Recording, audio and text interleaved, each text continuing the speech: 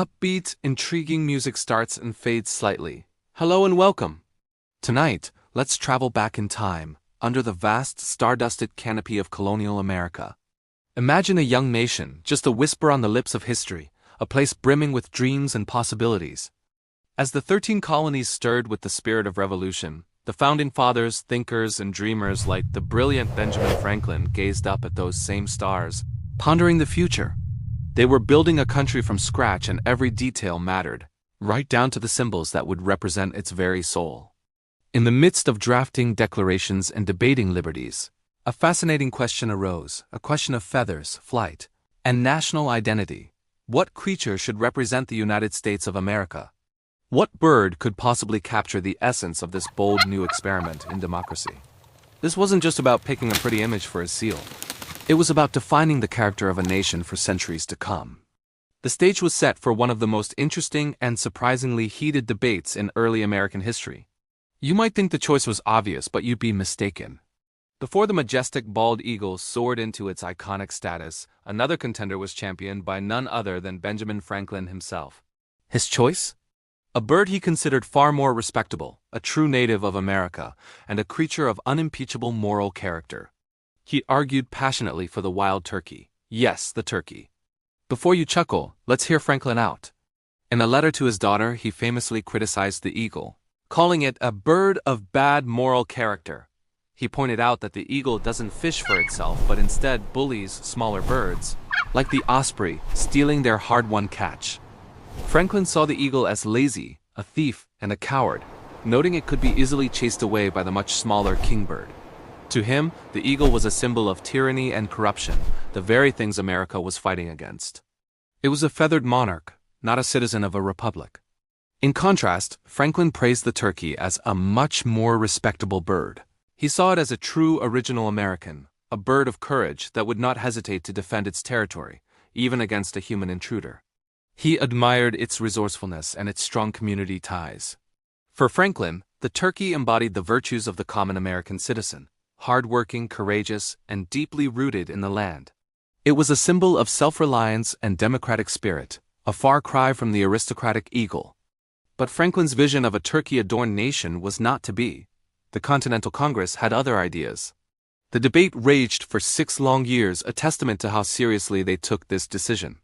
Several committees were formed, each proposing different designs for the Great Seal. Early suggestions were complex and allegorical, featuring everything from Moses parting the Red Sea to goddesses of liberty and justice. The bird debate was just one piece of a much larger puzzle. Finally, in 1782, the decision fell to Charles Thomson, the Secretary of Congress.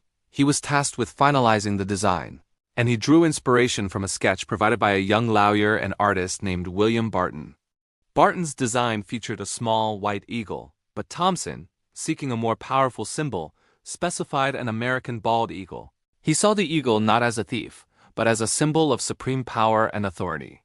Its ability to soar to great heights represented the nation's own lofty aspirations. Its long life was a metaphor for the permanence of the new country. On June 20, 1782, Congress officially adopted the design. The Great Seal of the United States would feature a bald eagle, clutching an olive branch in one talon, and a bundle of 13 arrows in the other, symbolizing a desire for peace but a readiness for war. The motto E pluribus unum, out of many, one was emblazoned on a scroll in its beak. The national bird was chosen, and its image began to spread, appearing on currency, government documents, and military insignias. The eagle had officially landed. So the bald eagle became the face of America. But what became of this majestic bird? For a time, its story mirrored the nation's own struggles. As the country expanded, the eagle's habitat shrank. Widespread hunting and later, the devastating effects of pesticides like DDT pushed the species to the brink of extinction.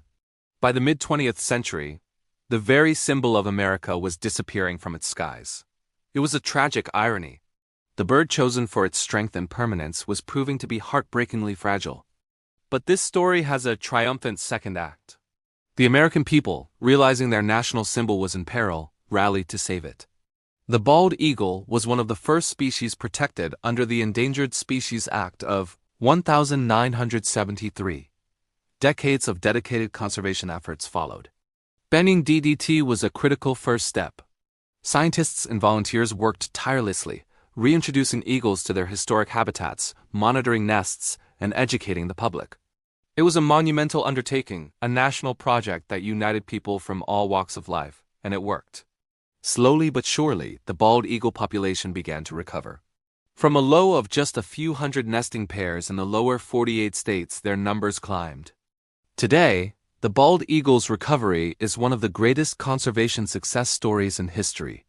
The bird that once symbolized the nation's founding ideals now also symbolizes its capacity for renewal and its commitment to protecting its natural heritage. Seeing a bald eagle in the wild today is not just a glimpse of a magnificent creature.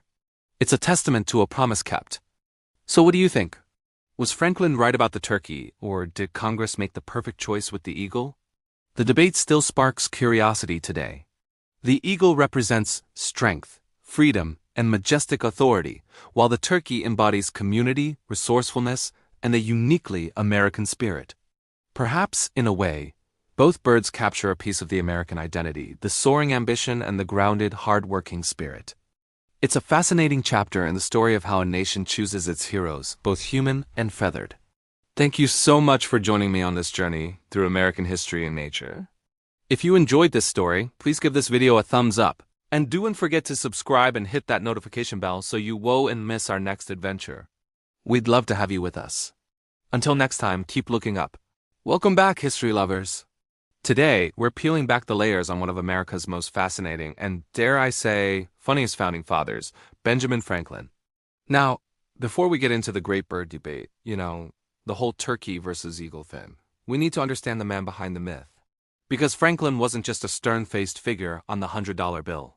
He was a genius, an inventor, a diplomat, and a writer with a wicked sense of humor. So, who was Benjamin Franklin, really? Imagine a guy who could negotiate a peace treaty with France in the morning, fly a kite in a thunderstorm in the afternoon, and then spend his evening writing hilarious essays under a female pseudonym like Silence Dogged. That was Franklin.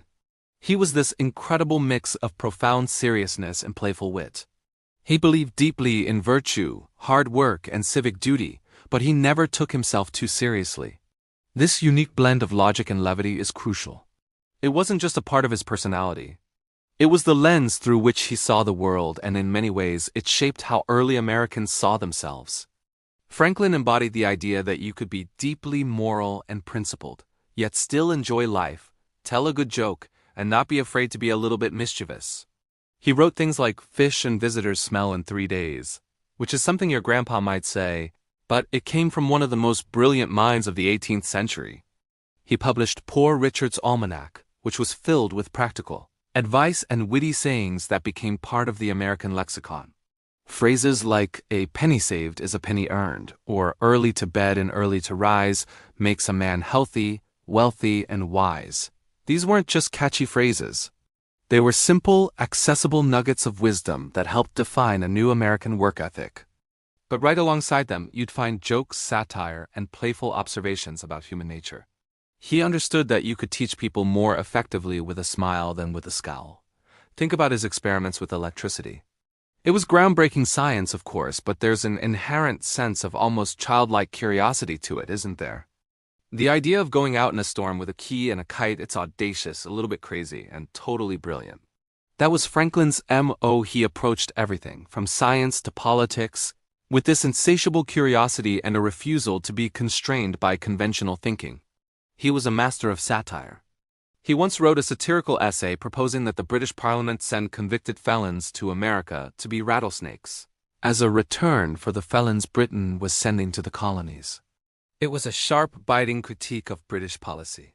But it was delivered with such a straight face and clever wit that it was far more effective than a dry, angry pamphlet. He used humor as a weapon, a tool for persuasion, and a way to connect with the common person. This ability to be both profound and playful is what made him such an effective diplomat. When he was in Paris, he charmed the French court not by being a stuffy politician, but by being Ben Franklin. He wore a simple fur cap instead of a powdered wig, played up his image as a rustic American philosopher, and engaged the French aristocracy with his intelligence and wit. He became a celebrity, And his popularity was instrumental in securing the French alliance that was so critical to winning the Revolutionary War. He knew how to read a room, and he knew that sometimes a clever story or a self-deprecating joke could be more powerful than any political argument. So why are we spending so much time on his personality? Because you can't understand his famous letter about the turkey without understanding the man who wrote it. His commentary on the national bird wasn't a formal, serious proposal to Congress. It was a private letter to his daughter, filled with the same blend of sharp observation, playful grumbling, and characteristic humor that defined his entire life. He was a man who saw the world in all its complexity, its serious struggles, and its absurd comedies. He saw the bald eagle, for instance, not just as a majestic bird of prey, but as a bird of bad moral character who was too lazy to fish for himself. He describes it stealing from other birds with a kind of mock outrage that is pure Franklin. He's making a serious point about character and virtue, but he's doing it in the most entertaining way possible. He's not just arguing. He's telling a story, painting a picture, and making you laugh while you think. This is the Franklin we need to remember. The polymath, the statesman, the scientist, and the humorist. The man who could draft parts of the Declaration of Independence and also write an essay titled Fart Proudly. Yes, he actually wrote that. It was a satirical letter to a scientific academy arguing that research should be dedicated to making flatulence smell better. It was absurd, it was funny, and it had a point. Don't let science become too stuffy and self-important. This duality is his legacy. He taught a young nation that you could build a republic on lofty ideals of liberty and justice, but you didn't have to lose your sense of humor along the way. He showed that being a good citizen meant being engaged, virtuous, and hardworking, but it also meant being curious, creative, and willing to laugh at yourself and the world around you. As we get ready to dive into the specifics of his famous turkey letter, keep this version of Franklin in your mind. Not the stiff portrait, but the lively, witty, endlessly curious man who loved a good debate, a clever turn of phrase, and perhaps a well-roasted bird. He was a founding father, yes, but he was also America's founding jokester. And his playful spirit is a crucial part of the American story. Understanding this sets the perfect stage for what's to come. Thanks so much for watching. If you're enjoying this deep dive into American history, do me a favor and hit that like button. And make sure you're subscribed with notifications turned on, so you don't miss our next episode where we finally settle the score, turkey versus eagle. See you then. Imagine this, it's the late 1770s. The smoke from the Revolutionary War is just beginning to clear, and a brand new nation, the United States of America, is taking its first wobbly steps onto the world stage. This isn't just a country. It's an idea, a bold experiment in liberty. But an idea needs symbols to give it shape, to make it real for the people who fought and sacrificed for it. This was a nation searching for its identity, and every single choice, from the colors on a flag to the image on a seal, was a debate of monumental importance. Today, we're diving deep into this fascinating period, a time when the very soul of America was being forged in the fires of debate. We're going beyond the battles and the politics to explore the story of how America chose its symbols. Why these colors? Why this bird? These weren't random choices. They were the result of passionate arguments among the nation's founders. Men who understood that they weren't just creating a government. They were crafting a national story. Let's start with the flag. You know it, right? The stars and stripes. It feels so timeless, so permanent. But in 1777, it was a radical new design. The Second Continental Congress passed the Flag Act, declaring that the flag should have 13 stripes alternating red and white, and 13 stars, white in a blue field, representing a new constellation. Think about that language, a new constellation. It's pure poetry. They saw themselves as something new under the sun, a group of states coming together to form a celestial pattern, a beacon of hope in the night sky. The red symbolized hardiness and valor, the white purity and innocence, and the blue, vigilance, perseverance, and justice. These weren't just pretty colors. They were a mission statement woven into cloth. This flag would fly over battlefields, be raised over forts, and eventually be carried to the moon. But back then, it was a fragile promise of unity for 13 very different and often squabbling former colonies. While the flag was being designed to fly over the nation, another crucial symbol was being debated for the nation's official documents, the Great Seal of the United States. If you pull out a dollar bill, you can see it right there. The process to create this seal was surprisingly long and contentious. It took 6 years and 3 different committees to finalize the design. Why so much fuss? Because the seal was meant to be the nation's signature, its official stamp of authority, and its core beliefs, all captured in one image. The first committee included Benjamin Franklin, Thomas Jefferson, and John Adams. Talk about an intellectual powerhouse. Franklin, ever the pragmatist with a flair for the dramatic, proposed a scene from the Book of Exodus. Moses parting the Red Sea, with the Pharaoh's army drowning, and the motto, "Rebellion to tyrants is obedience to God." It was a powerful, defiant image, reflecting the revolutionary spirit of the time. Jefferson, the classicist, suggested a scene of the children of Israel in the wilderness, guided by a pillar of fire, symbolizing God's guidance. These early ideas were epic, almost biblical in scope, showing just how seriously they took this task. They weren't just stamping paper. They were defining their divine right, their very reason for being. But these initial designs were deemed too complex. A second and third committee tried and failed to come up with something that everyone could agree on. Finally, in 1782, the task fell to Charles Thomson, the Secretary of Congress. He was a practical man, but he had a keen eye for symbolism. He took the best elements from all the previous proposals and combined them into the design we know today. On the front, the centerpiece is a bald eagle. We'll get back to him in a moment, because he's a story all his own. The eagle holds an olive branch in one talon and a bundle of 13 arrows in the other. This was a brilliant piece of visual diplomacy. It said, "We desire peace, but we are prepared for war." It's a message of strength and restraint, a core principle of the new republic's foreign policy. Above the eagle's head, a constellation of 13 stars burst through a cloud, again symbolizing the new nation taking its place among the sovereign powers of the world. The motto, E pluribus unum, out of many one, is clutched in the eagle's beak. This phrase captured the central challenge of the United States: how to unite 13 separate states into a single, cohesive nation. Now, let's talk about that bird. The choice of the bald eagle as the national bird seems so obvious to us now. It's majestic, powerful, and native to North America. It represents freedom soaring high above the petty squabbles of the world below. It was a perfect choice, right? Well, not everyone thought so. Benjamin Franklin, for one, famously had a problem with the bald eagle.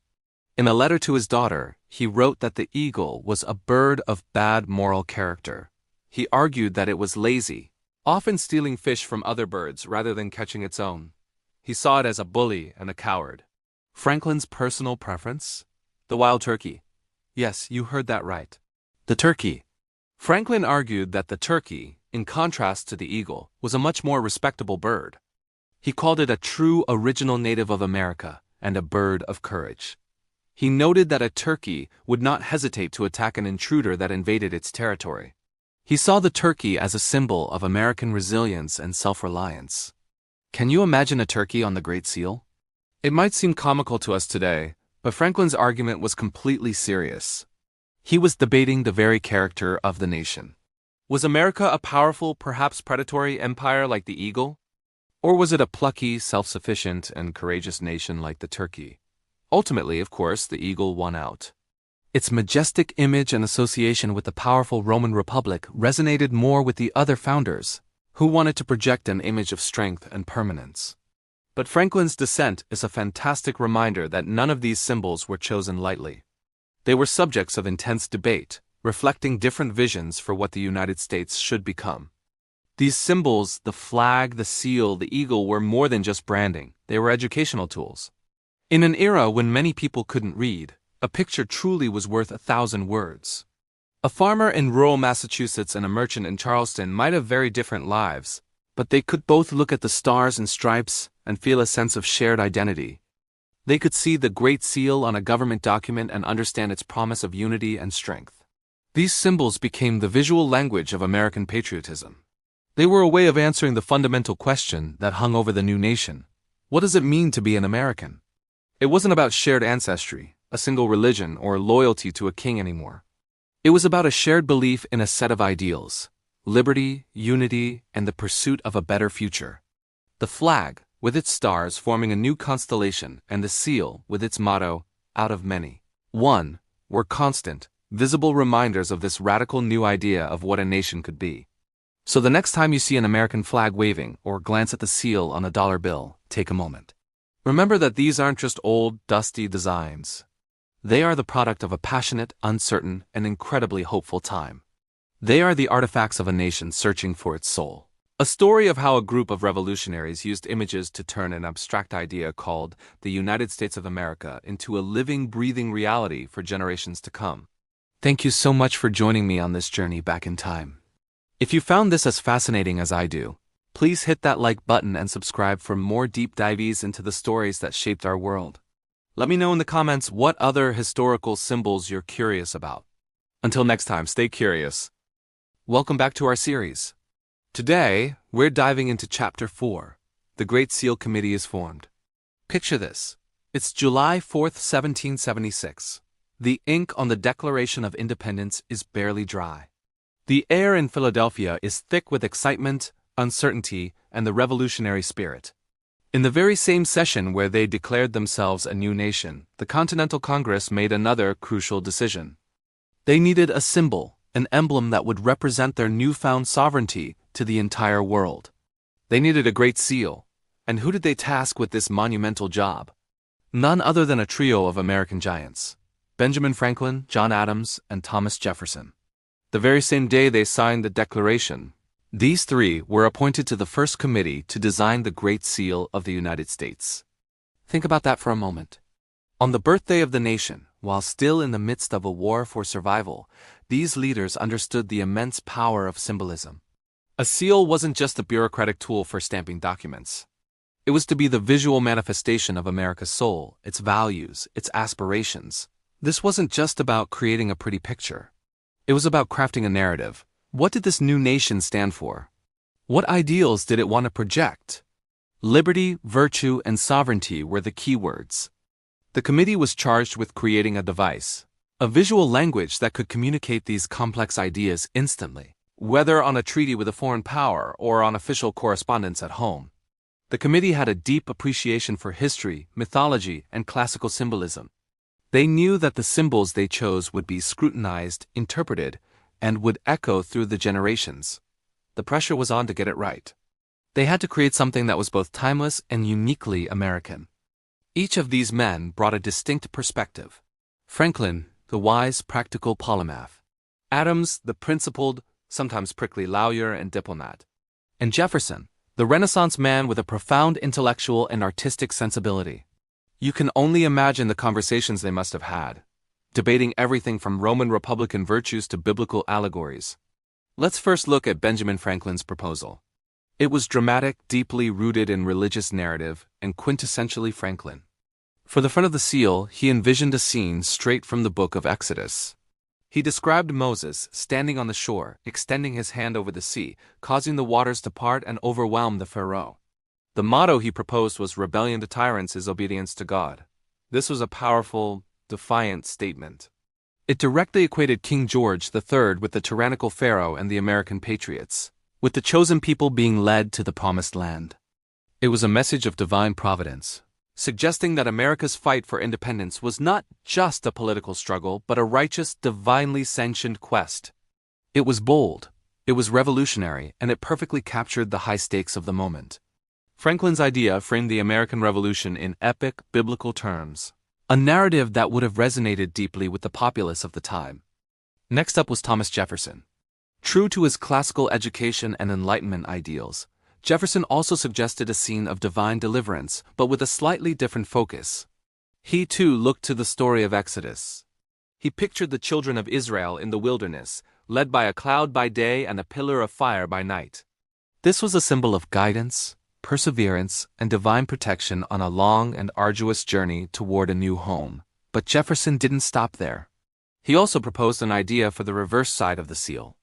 This is fascinating because it shows he was thinking in 3 dimensions, about a two-sided emblem. For the reverse, he turned from the Old Testament to early European history. He suggested a depiction of Hengist and Horsa, the 2 legendary Saxon chiefs who were believed to have led the Anglo-Saxon settlement of Britain. Why them? Because Jefferson saw them as the founders of the principles of common law and liberty that the colonists believed were their birthright. He was making a powerful historical argument. He was saying, we are not creating something entirely new. We are reclaiming the ancient rights of Englishmen that the current British monarchy has corrupted. It was a claim to a noble, freedom-loving ancestry. So, Jefferson's proposal combined the idea of a divinely guided journey with a deep historical claim to the very roots of liberty. Finally, we have John Adams. Adams, ever the scholar and intellectual, consulted with a man named William Barton, a young, talented artist from Philadelphia with a deep knowledge of heraldry. Barton came up with several complex and layered designs, but the one Adams championed was quite intricate. It featured a central figure known as the genius of the American Confederate Republic, personified as a young woman. She was surrounded by other figures representing the states, and together they upheld a shield. Barton's design was dense with symbolism. It included a Phrygian cap on a spear, a classic symbol of liberty, a dove with an olive branch for peace, and a motto that meant virtue is the only nobility. Adams was drawn to this classical allegorical approach. It was less about a specific historical or biblical event, and more about abstract principles: virtue, liberty, unity, and peace. It was a vision of a stable, virtuous republic, grounded in classical ideals rather than revolutionary fire. It was a more diplomatic and philosophical statement compared to the dramatic scenes proposed by Franklin and Jefferson. So you have these three incredible proposals on the table. Franklin's is a defiant, biblical battle cry. Jefferson's is a story of a divinely guided journey and a claim to ancient liberties. And Adams's is a sophisticated, allegorical vision of a virtuous republic. Each one tells you so much about the man who proposed it and the different facets of the American experiment they wanted to emphasize. In the end, the committee decided to blend their ideas. They submitted a final proposal to Congress that was essentially a composite, primarily drawing from the complex heraldic design of William Barton, but incorporating elements and themes from all three members. It featured the motto Franklin had suggested: rebellion to tyrants is obedience to God, surrounding a shield. The shield itself was divided into 6 sections, representing the home countries of the colonists: England, Scotland, Ireland, France, Germany, and Holland. The shield was supported on one side by the goddess of liberty and on the other by the goddess of justice, and above it all, the eye of Providence in a radiant triangle, a symbol suggested by both Franklin and Jefferson, signifying divine oversight. And for the reverse side, they adopted Jefferson's idea of the Israelites being led by the pillar of fire. So what happened next? Congress received this complex, symbol-laden design in August of 1776, and they tabled it. They put it on a shelf. Perhaps it was too complex, too academic. Or perhaps, with a war to fight, designing a seal simply fell down the list of priorities. The first attempt, despite the intellectual firepower behind it, had failed, but the seed was planted. The ideas put forth by Franklin, Adams, and Jefferson, divine providence, liberty, virtue, and a connection to a historical quest, would not be forgotten. They would resurface, becoming crucial components of the final design that we know today. This was just the first step in a long and fascinating journey. Thank you so much for watching. This story is just getting started, and the evolution of the Great Seal is full of more twists and turns. If you enjoyed this deep dive, please hit that like button, subscribe to the channel, and ring the bell so you don't miss the next chapter in our series. We'll see you next time. Hey everyone, and welcome back to the channel. Today, we read diving deep into a fascinating piece of American history that most people completely miss: the Great Seal of the United States. When you think of the Great Seal, you probably picture the bald eagle, right? Clenching an olive branch and arrows, looking all majestic. But what if I told you the very first idea for the seal had nothing to do with birds and everything to do with a biblical epic?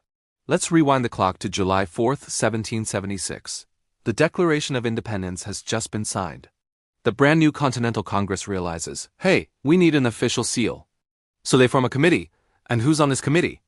3 absolute giants of the era: John Adams, Thomas Jefferson, and the one and only Benjamin Franklin. Their mission: create a symbol that would represent the values, struggles, and aspirations of this new nation. Now Franklin, ever the deep thinker, wasn't thinking about national animals or mottos in Latin just yet. His mind went to a story of liberation, a tale of a people escaping tyranny to find freedom. His proposal was a dramatic, powerful scene: Moses standing on the shore, extending his hand over the Red Sea as the waters crashed down upon the pursuing Egyptian pharaoh and his army. Imagine that.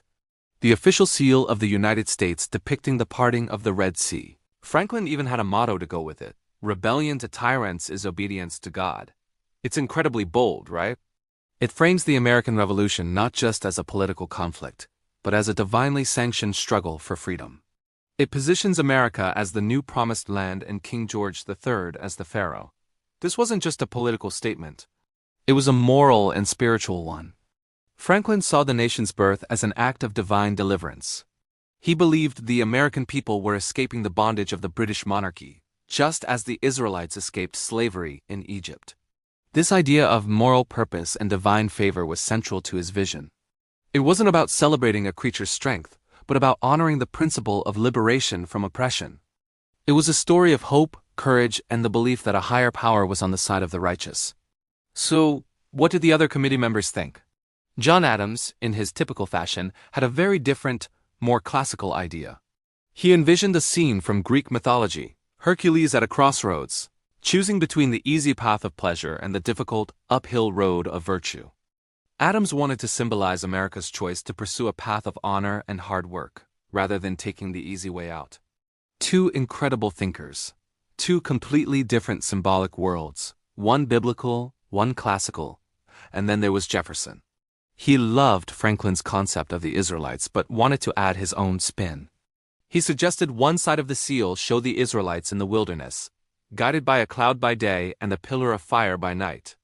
For the other side, he proposed a scene depicting Hengist and Horsa, the two legendary Saxon chiefs who were believed to be the ancestors of the English people and whose principles of governance were admired by Jefferson.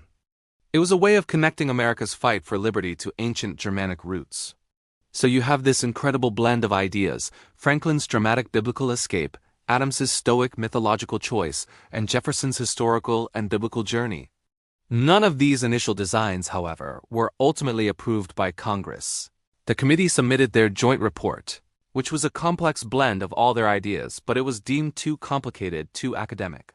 Congress tabled the report, and the quest for a seal continued. It's amazing to think about what could have been. A seal with Moses or Hercules or Saxon chiefs. It shows you the intellectual depth and the different philosophical traditions these founders were drawing from. They weren't just picking a cool-looking bird. They were trying to encapsulate the entire spirit of a revolution in a single image. As the years went on, 2 more committees were formed. The process was long and difficult. Ideas were proposed, debated, and rejected. The design evolved, and as it did, animals started to creep into the picture. The focus shifted from grand narrative scenes to more distilled symbolic emblems. The concept of a single, powerful animal to represent the nation began to gain traction. And this is where the eagle finally enters the story. It wasn't until the third and final committee in 1782 that the bald eagle became the central figure. The design was finalized by Charles Thomson, the Secretary of Congress.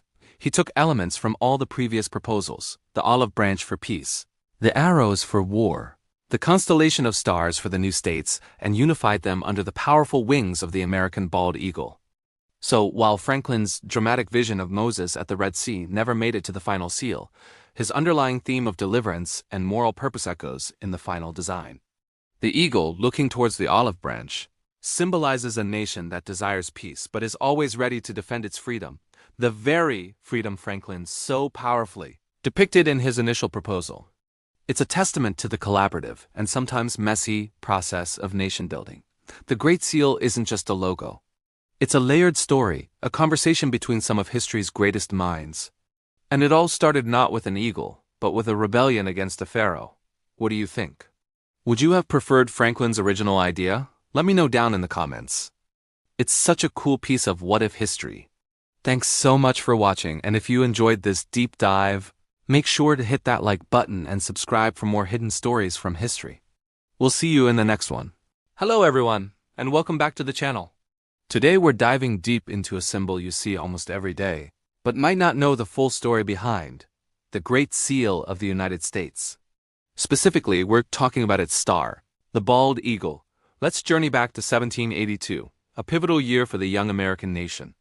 After 6 long years and 3 different committees, Congress finally approved the design for the Great Seal, At its center, a magnificent bald eagle, wings spread wide. In one talon, it clutches a bundle of 13 arrows, symbolizing the nation's readiness for war. In the other, an olive branch with 13 leaves and 13 olives, representing the profound desire for peace. A powerful, majestic image, right? It was meant to convey strength, sovereignty, and a commitment to peace through vigilance. To most, it was the perfect emblem for a new republic forged in fire but aspiring to lasting tranquility. However, not everyone was on board with this choice. One of America's most brilliant minds, Benjamin Franklin, had some serious reservations. While he wasn't on the final committee, his opinion carried immense weight. And when he looked at the bald eagle, he didn't see a noble bird of freedom. He saw something else entirely, something he described as a bird of bad moral character. What on earth did he mean by that? Franklin was a keen observer of nature, and he pointed out that the bald eagle doesn't fish for itself. Instead, it often waits for smaller, more industrious birds like the fishing hawk to catch a fish, and then it ruthlessly steals the prize. To Franklin, this behavior was a terrible metaphor for the new nation. He argued that the eagle was lazy and cowardly. He wrote in a letter to his daughter, "For my own part, I wish the bald eagle had not been chosen as the representative of our country. He is a bird of bad moral character. He does not get his living honestly." Franklin saw it as a scavenger, a bully that lived by sharping and robbing. He felt it was a poor representation of the hard-working, honest values the United States was supposed to stand for. He worried that choosing such a predator as the national symbol sent a troubling message to the rest of the world about America's character and intentions. So if not the bald eagle, what did Franklin propose? Get ready for this, because his choice was the wild turkey. Yes, you heard that right. The very same bird we associate with Thanksgiving dinner. Franklin admired the turkey, calling it a much more respectable bird and a true original native of America. He praised its courage, noting that a turkey would not hesitate to attack a grenadier of the British Guards who should presume to invade his farmyard with a red coat on. In his eyes, the turkey was a symbol of resourcefulness, courage, and uniquely American spirit. While the bald eagle existed in other parts of the world, the wild turkey was purely a product of the Americas. Imagine for a moment an alternate reality, where the Great Seal featured a proud turkey instead of an eagle. It seems comical to us now, but Franklin's argument was rooted in a deep concern for the nation's moral compass. He believed symbols mattered, that they shaped how a nation saw itself and how it was perceived by others. He didn't want the United States to be seen as a nation that took from others, but as one that was self-reliant and brave in the face of tyranny. His preference for the turkey over the eagle was less about ornithology and more about the very soul of the new republic. It was a debate about what it truly meant to be American. Despite Franklin's eloquent and rather pointed critique, the bald eagle remained. Its majestic appearance and powerful symbolism won the day. The image of the eagle, with its piercing gaze and wings outstretched, simply resonated more with the desire for a strong and imposing national identity. Over time, the bald eagle has shed the negative connotations Franklin attached to it and has become a beloved and universally recognized symbol of freedom, courage, and American patriotism.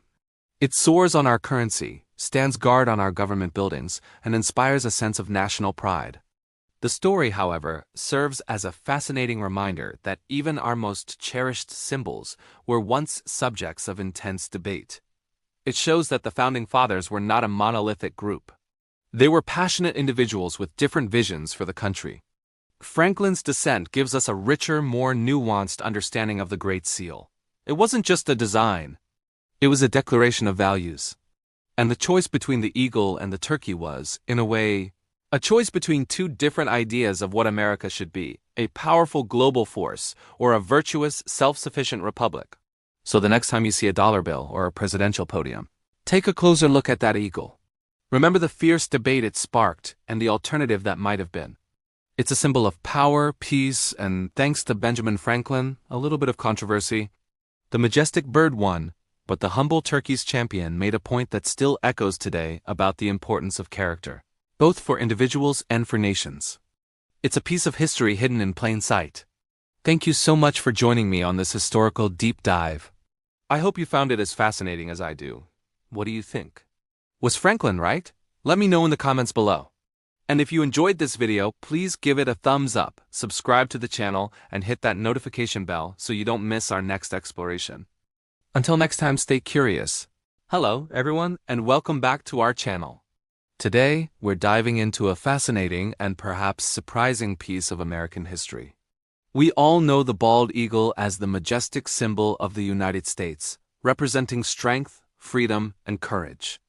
But did you know that one of America's most brilliant founding fathers, Benjamin Franklin, had a completely different and rather scathing opinion of this iconic bird? That's right. Franklin, in a moment of candid honesty, described the bald eagle as a bird of bad moral character. It sounds shocking, doesn't it? Let's unpack this story and find out why he felt so strongly. To understand Franklin's perspective, we need to travel back to 1784. The Revolutionary War was over, and the newly formed United States was in the process of building its national identity. Part of this involved choosing official symbols. The Continental Congress had already adopted the Great Seal of the United States in 1782, which prominently featured the bald eagle. However, Franklin wasn't a fan. His critique wasn't a formal public statement, but was tucked away in a personal letter to his daughter, Sarah Batch. In this letter, he wasn't just venting. He was making a detailed argument, almost like a character assessment of a person, but for a bird. Franklin's first major complaint was that the bald eagle is lazy. He observed its hunting habits and was not impressed. He wrote that the eagle doesn't deign to fish for itself. Instead, it perches high on a dead tree near a river, watching other, more industrious birds, like the fishing hawk, do all the hard work. The hawk dives into the water, skillfully catches a fish, and begins to fly away with its prize. This is where the eagle's bad character truly reveals itself, according to Franklin. It waits for the hawk to do the labor and then launches its attack. This leads directly to Franklin's next point. The eagle is a thief. He described how the eagle, being larger and more powerful, relentlessly pursues the smaller hawk. It bullies and harasses the hawk until, out of sheer exhaustion and fear, the hawk is forced to drop the fish it just caught. The moment the fish is released, the bald eagle swoops down with incredible speed and snatches the stolen meal before it even hits the water. Franklin saw this not as a display of strength or cleverness, but as outright robbery. It was a classic case of a larger entity exploiting a smaller one, a behavior he found deeply dishonorable. Imagine Franklin, a man who valued hard work, honesty, and self-reliance, watching this scene unfold in nature. It's easy to see why he was so disappointed. For him, a national symbol should embody the virtues the nation strives for. In his eyes, the eagle's behavior was the opposite of virtuous. It was a freeloader, a parasite living off the honest labor of others. He saw it as a terrible role model for a young republic trying to establish itself on principles of integrity and diligence. His criticism wasn't just about a bird. It was a commentary on the kind of character he believed Americans should aspire to possess. Furthermore, Franklin didn't stop at calling the eagle lazy and dishonest. He also called it a coward. He pointed out that despite its imposing size and fearsome appearance, the bald eagle is easily intimidated. Even a small king bird, no bigger than a sparrow, can boldly attack the eagle, harassing it and driving it away from its territory. The eagle, instead of fighting back against this tiny adversary, simply retreats. Franklin noted with disdain that this supposed king of the birds could be chased off by a creature a fraction of its size. For him, this was a clear sign of a rank coward, and not at all fitting for a symbol of a nation that had just fought and won its freedom against the mighty British Empire. So if Franklin hated the eagle so much, what did he propose instead? This is where the story takes another interesting turn. He championed the turkey. Yes, the very same bird we associate with Thanksgiving dinner. In the same letter to his daughter, Franklin praised the turkey as a much more respectable bird. He argued that the wild turkey was a true native of America, unlike the bald eagle, which could be found in other countries. He described the turkey as a bird of courage, one that would not hesitate to attack an intruder, even a red-coated grenadier of the British Guards who might wander into its farmyard. Franklin's admiration for the turkey was based on the same moral principles he used to critique the eagle. He saw the turkey as brave, independent, and uniquely American. While the idea of a turkey on the Great Seal might seem comical to us now, Franklin was completely serious. He believed it was a more fitting and virtuous symbol for the new nation. He felt the turkey represented the spirit of the common American citizen. A bit plain, Perhaps, but courageous, self-sufficient, and ready to defend its home turf against any threat. This preference highlights just how deeply he believed that a national symbol should be a moral guidepost. It's important to clarify a common myth here. Many people believe that Franklin officially proposed the turkey to Congress as the national bird and lost the vote to the eagle. This isn't quite true. His comments were made in a private letter 2 years after the eagle had already been chosen for the Great Seal. It was more of a personal grumble, a what-if scenario shared with his daughter, rather than a formal political campaign.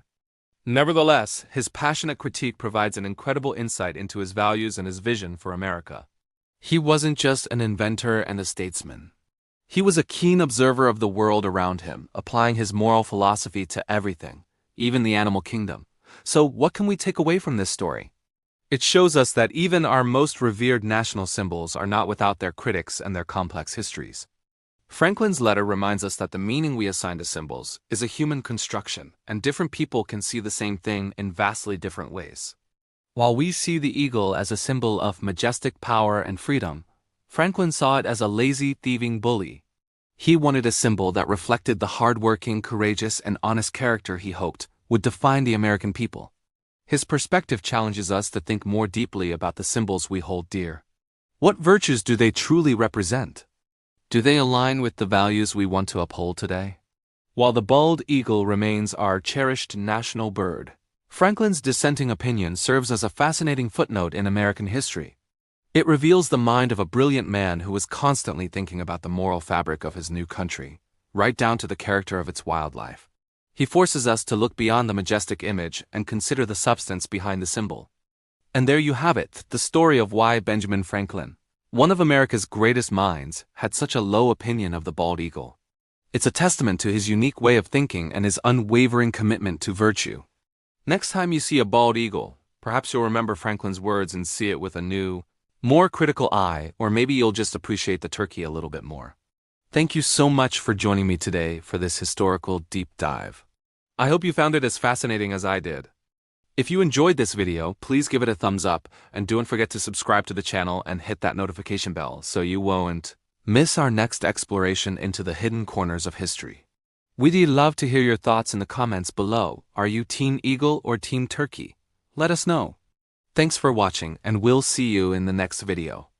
Hey everyone, welcome back to the channel. Today, we're diving into a fascinating piece of American history that might just change how you look at your Thanksgiving dinner. We're talking about Benjamin Franklin, a founding father, inventor, and a turkey enthusiast. That's right. While the bald eagle was being championed as the national bird, Franklin had a very different candidate in mind. So let's set the scene. The year is 1784. The Treaty of Paris has just been signed, officially ending the Revolutionary War. America is a brand new nation, and it's in the process of building its identity, choosing its symbols.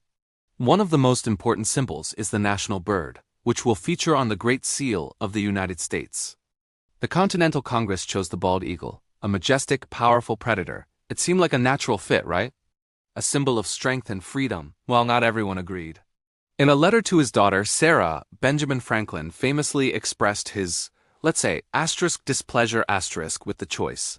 He wrote that the bald eagle was a bird of bad moral character. That's a pretty strong statement. He argued that the eagle doesn't fish for itself, but instead steals food from other birds, like the osprey. He saw it as lazy, a bully, and a coward, pointing out that even small sparrows could chase it away from their nests. For Franklin, the eagle was a symbol of corruption and tyranny, the very things America had just fought a war to escape. It represented the old monarchies of Europe, powerful but morally bankrupt. He believed a nation founded on principles of liberty and justice deserved a better, more virtuous symbol. This is where our feathered friend, the turkey, struts into the story. In that very same letter, Franklin championed the turkey, calling it, in comparison, a much more respectable bird. Now, I know what you might be thinking. A turkey, the bird we associate with holiday feasts? But Franklin saw something deeper. He saw a creature that embodied the true American spirit. Let's break down Franklin's argument. First, he admired the turkey's courage. He wrote that the turkey was a true original native of America and a bird of courage. He pointed out that a turkey wouldn't hesitate to attack a British grenadier in a red coat who dared to invade its farmyard. Think about that imagery. A humble farm bird, standing its ground against a soldier shellfish from the most powerful empire on earth. For Franklin, this was a perfect metaphor for the American colonists themselves, a seemingly weaker force, rising up with immense bravery to defend their homes and their liberty against a formidable foe. It wasn't about raw power, but about the courage to fight for what's right.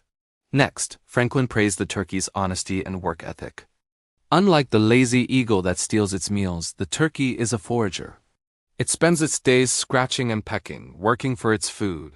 This resonated with the American ideal of self-reliance and hard work. The new nation was built by farmers, artisans, and merchants who believed in earning their living through honest labor. The turkey, in Franklin's eyes, was a symbol of this Protestant work ethic, industrious, independent, and providing for itself. It wasn't looking for a handout or a shortcut. It represented the virtue of diligence, a cornerstone of the new republic's identity. And finally, Franklin saw the turkey as a model of vigilance. Wild turkeys are notoriously alert and wary. They have excellent eyesight and hearing, and they're always on the lookout for danger. This quality of vigilance was incredibly important to the founders. They believed that the citizens of a republic must always be watchful, guarding against tyranny and the erosion of their freedoms. Eternal vigilance is the price of liberty, as the saying goes. The turkey, with its constant awareness, was a living reminder of this civic duty. It symbolized the need for Americans to be ever watchful, to protect the fragile experiment of democracy they had just begun. So, when you put it all together, you can see why Franklin was on Team Turkey. He saw bravery in its willingness to defend its territory, honesty in its self-sufficient lifestyle, and vigilance in its constant awareness. These were the very qualities he believed defined the American character. The turkey wasn't a symbol of overwhelming power, but of homespun virtue, courage, and independence. It was a democratic bird for a democratic nation. Now it's important to note that Franklin's proposal was never a formal one. He wasn't lobbying Congress to change the seal. His comments were made in a private letter, more of a witty observation and a critique of the chosen symbol. But this little historical anecdote reveals so much about the values of the era. It shows a deep concern for the moral character of the nation and the symbols that would represent it for generations to come. While the bald eagle ultimately soared as our national emblem, and has since become a beloved symbol of American strength and freedom, Franklin's preference for the turkey gives us a wonderful alternate perspective. It's a reminder that the American spirit isn't just about might and majesty. It's also about courage, integrity, and hard work. It challenges us to think about what our symbols truly mean and whether they reflect the best of our national character. So the next time you see a turkey, maybe in a field or even on your Thanksgiving table, take a moment to think of old Ben Franklin. Remember his vision of this humble bird as a symbol of American virtue. It's just a fun and fascinating piece of our history that adds a whole new layer of meaning to one of America's most unique native birds. What do you think? Was Franklin right? Should the turkey have been our national bird? Let me know your thoughts down in the comments. I'd love to hear your opinions on this great American debate. Thanks so much for watching, and if you enjoyed this little dive into history, please give this video a thumbs up and consider subscribing for more stories like this. We'll see you in the next video. Hey everyone, and welcome back to the channel.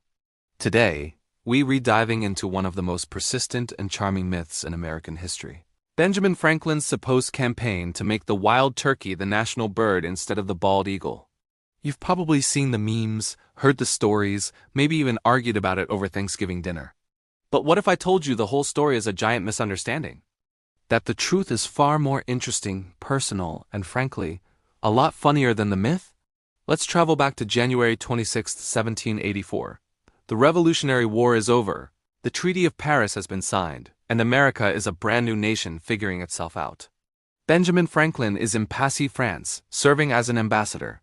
He receives a letter from his daughter, Sarah Batch, back in Philadelphia. She's excited, telling him all about the new Order of the Cincinnatus, a society formed by former Continental Army officers. She even sends him a drawing of its official insignia, a medal featuring a bald eagle. This is where the story begins. Franklin wasn't launching a political campaign. He was writing a private, heartfelt, and incredibly witty letter back to his beloved daughter, Sally. This letter was never meant for public eyes, never sent to Congress, and never part of any official debate. It was a father sharing his thoughts, observations, and a healthy dose of satirical humor with his child. So let's put the idea of a turkey versus eagle political showdown to rest. What we are about to explore is a beautiful piece of personal correspondence that reveals the mind of a genius at his most candid. So what did Franklin actually say in this famous letter? He starts by gently poking fun at the Order of the Cincinnatus. He thought creating a hereditary society of military elites, passing down membership from father to son, sounded a little too much like the European aristocracy they had just fought a war to escape from. He saw it as a step backward, a hereditary knighthood that went against the democratic ideals of the new republic. He uses a bit of mock genealogy and humorous examples to show how absurd he found the idea of inherited honor. It wasn't the officers he had a problem with. It was the concept of creating a new noble class in a country built on equality. Then he turns his attention to the emblem on their medal, the bald eagle. And this is the part everyone remembers, but usually out of context. He criticizes the drawing Sarah sent him, joking that it looks more like a turkey than an eagle. This little artistic critique is the launchpad for his famous comparison. He writes, and I'm paraphrasing here, that the bald eagle is a bird of bad moral character. He points out that it doesn't fish for itself, but instead bullies the smaller fishing hawk, stealing its hard-earned catch. He calls it lazy and a rank coward, noting that even small kingbirds can chase it away. This isn't a serious zoological analysis. It's Franklin using the eagle as a metaphor for the kind of lazy, entitled aristocracy he feared the Order of the Cincinnatus might become. This is where the turkey struts onto the stage. In stark contrast to the thieving eagle, Franklin praises the turkey. He calls it a much more respectable bird, and in comparison, a true original native of America. He highlights its courage, noting that a turkey wouldn't hesitate to attack a grenadier of the British Guards who should presume to invade his farmyard with a red coat on. This is pure Franklin wit. He's using the turkey as a symbol of the hardworking, courageous, and quintessentially American common citizen, the very people who fought and won the Revolution. The turkey represents homegrown virtue and bravery, while the eagle represents a corrupt, old-world system of power and theft. It's a brilliant moral metaphor wrapped in a joke. He wasn't literally saying, "Let's put a turkey on the Great Seal." He was telling his daughter, "Let's build our nation on the values of the turkey courage, hard work, and self-reliance, not on the predatory and lazy values of the eagle." The humor was the delivery mechanism for a profound philosophical point about the kind of country America should strive to be. The entire discussion is a satirical tangent within a much longer letter about hereditary honors and family news. It was never a formal proposal. So how did this private family joke become a national myth? The letter was first published in 1818, long after Franklin's death, and long after the Great Seal with the bald eagle had been officially adopted in 1782. 2 years asterisk. Before asterisk, Franklin even wrote the letter. That's a key detail. The decision on the national bird was already made. When the letter became public, people were charmed by Franklin's wit and the vivid imagery he used. Over time, the story got simplified. The context was lost, the nuance disappeared, and the humorous metaphor was twisted into a literal political campaign. It's a much simpler, more dramatic story to say Franklin fought for the turkey, isn't it? The myth gained even more traction in the 20th century. You started seeing it pop up in magazines, school textbooks, and even popular culture. The image of the quirky founding father championing a bird we now associate with Thanksgiving was just too good to fact-check for many people. It is a classic example of how a fascinating piece of history can be flattened into a fun but inaccurate trivia question. The story of the letter became more famous than the letter itself. But understanding the real context doesn't make the story less interesting. It makes it richer. It gives us a window into the mind of Benjamin Franklin, not just as a statesman, but as a father, a philosopher, and a master of satire. It shows his deep-seated belief in the virtues of the common person and his skepticism towards unearned power and privilege. He was using these two birds to paint a picture of two possible futures for America, one based on aristocratic European models, and one that was uniquely and virtuously American. He wasn't just talking about birds. He was talking about the soul of a nation. The letter is a deeply patriotic and philosophical document, disguised as a light-hearted critique of a drawing. It's a reminder that the Founding Fathers weren't monolithic figures carved in stone. They were complex, witty, and passionate human beings who debated the very identity of their new country, sometimes in the most unexpected and humorous ways. So next time you hear someone say that Benjamin Franklin wanted the turkey as the national bird, you can smile and share the real story. The story of a letter to his daughter, a brilliant metaphor, and a timeless lesson about American values. It's a tale that's far more flavorful and satisfying than the myth. It reminds us that history is often found not in the grand pronouncements, but in the quiet, personal moments that reveal the true character of its players.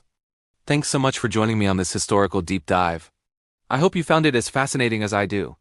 If you enjoyed this video and want to debunk more historical myths with me, be sure to hit that like button, subscribe to the channel, and ring the notification bell so you don't miss our next adventure. Let me know in the comments what other historical misconceptions you'd like to explore. Until next time, stay curious. Hey everyone, and welcome back to the channel. Today, we read diving into a fascinating slice of American history that might just change the way you look at your Thanksgiving dinner. We're talking about Benjamin Franklin, a founding father, inventor, and a big fan of the turkey? That's right. We re-exploring Chapter 10 of a story you probably haven't heard, The Turkey and the American Farmer. So picture this, the United States is a brand new nation and it needs a symbol, a national bird. The choice seems obvious now, right? The majestic bald eagle. But hold on, not everyone was on board. Benjamin Franklin, in a famous letter to his daughter, expressed some serious doubts about the eagle. He saw it as a bird of bad moral character. He pointed out that the eagle doesn't fish for itself, but instead steals from smaller, more industrious birds like the osprey. He even called it a rank coward, noting that it could be easily chased away by the much smaller kingbird. For Franklin, the eagle represented the old world, the predatory aristocracies of Europe, living off the labor of others. It was a symbol of tyranny and laziness, everything the new republic was trying to escape. So, if not the eagle, then what? Franklin had a surprising candidate in mind. The humble turkey. Now I know what you're thinking. The turkey? The bird we associate with holiday feasts. But hear him out. Franklin argued that the turkey was a much more respectable bird and a true native of America. Unlike the eagle, which is found across the northern hemisphere, the wild turkey was uniquely American. He saw it as a bird of courage, one that wouldn't hesitate to defend its farmstead from invading soldiers. Think about that image for a second. It's a powerful one. Franklin's preference wasn't just about ornithology. It was a profound political and social statement. The turkey, in his eyes, symbolized the American farmer, hardworking, honest, and deeply connected to the land. It represented the common person, the backbone of the new nation.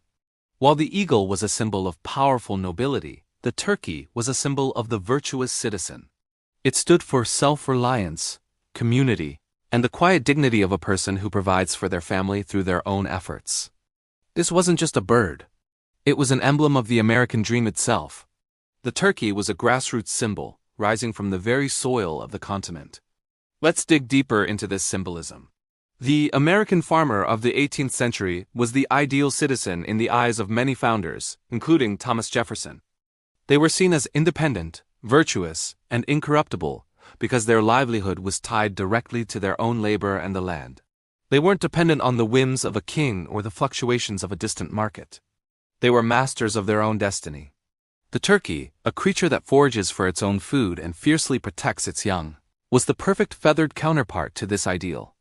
It's not a glamorous bird, but it is a respectable one.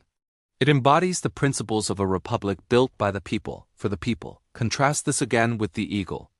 Perched high on a cliff, looking down on the world, snatching its meals from others, it's the very image of a distant, unaccountable monarch.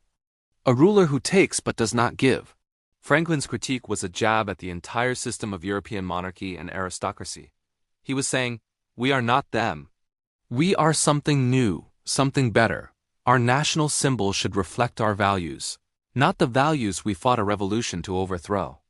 It was a radical idea, really, to choose a common barnyard bird over a symbol of imperial power that had been used for centuries, from the Roman legions to the European empires.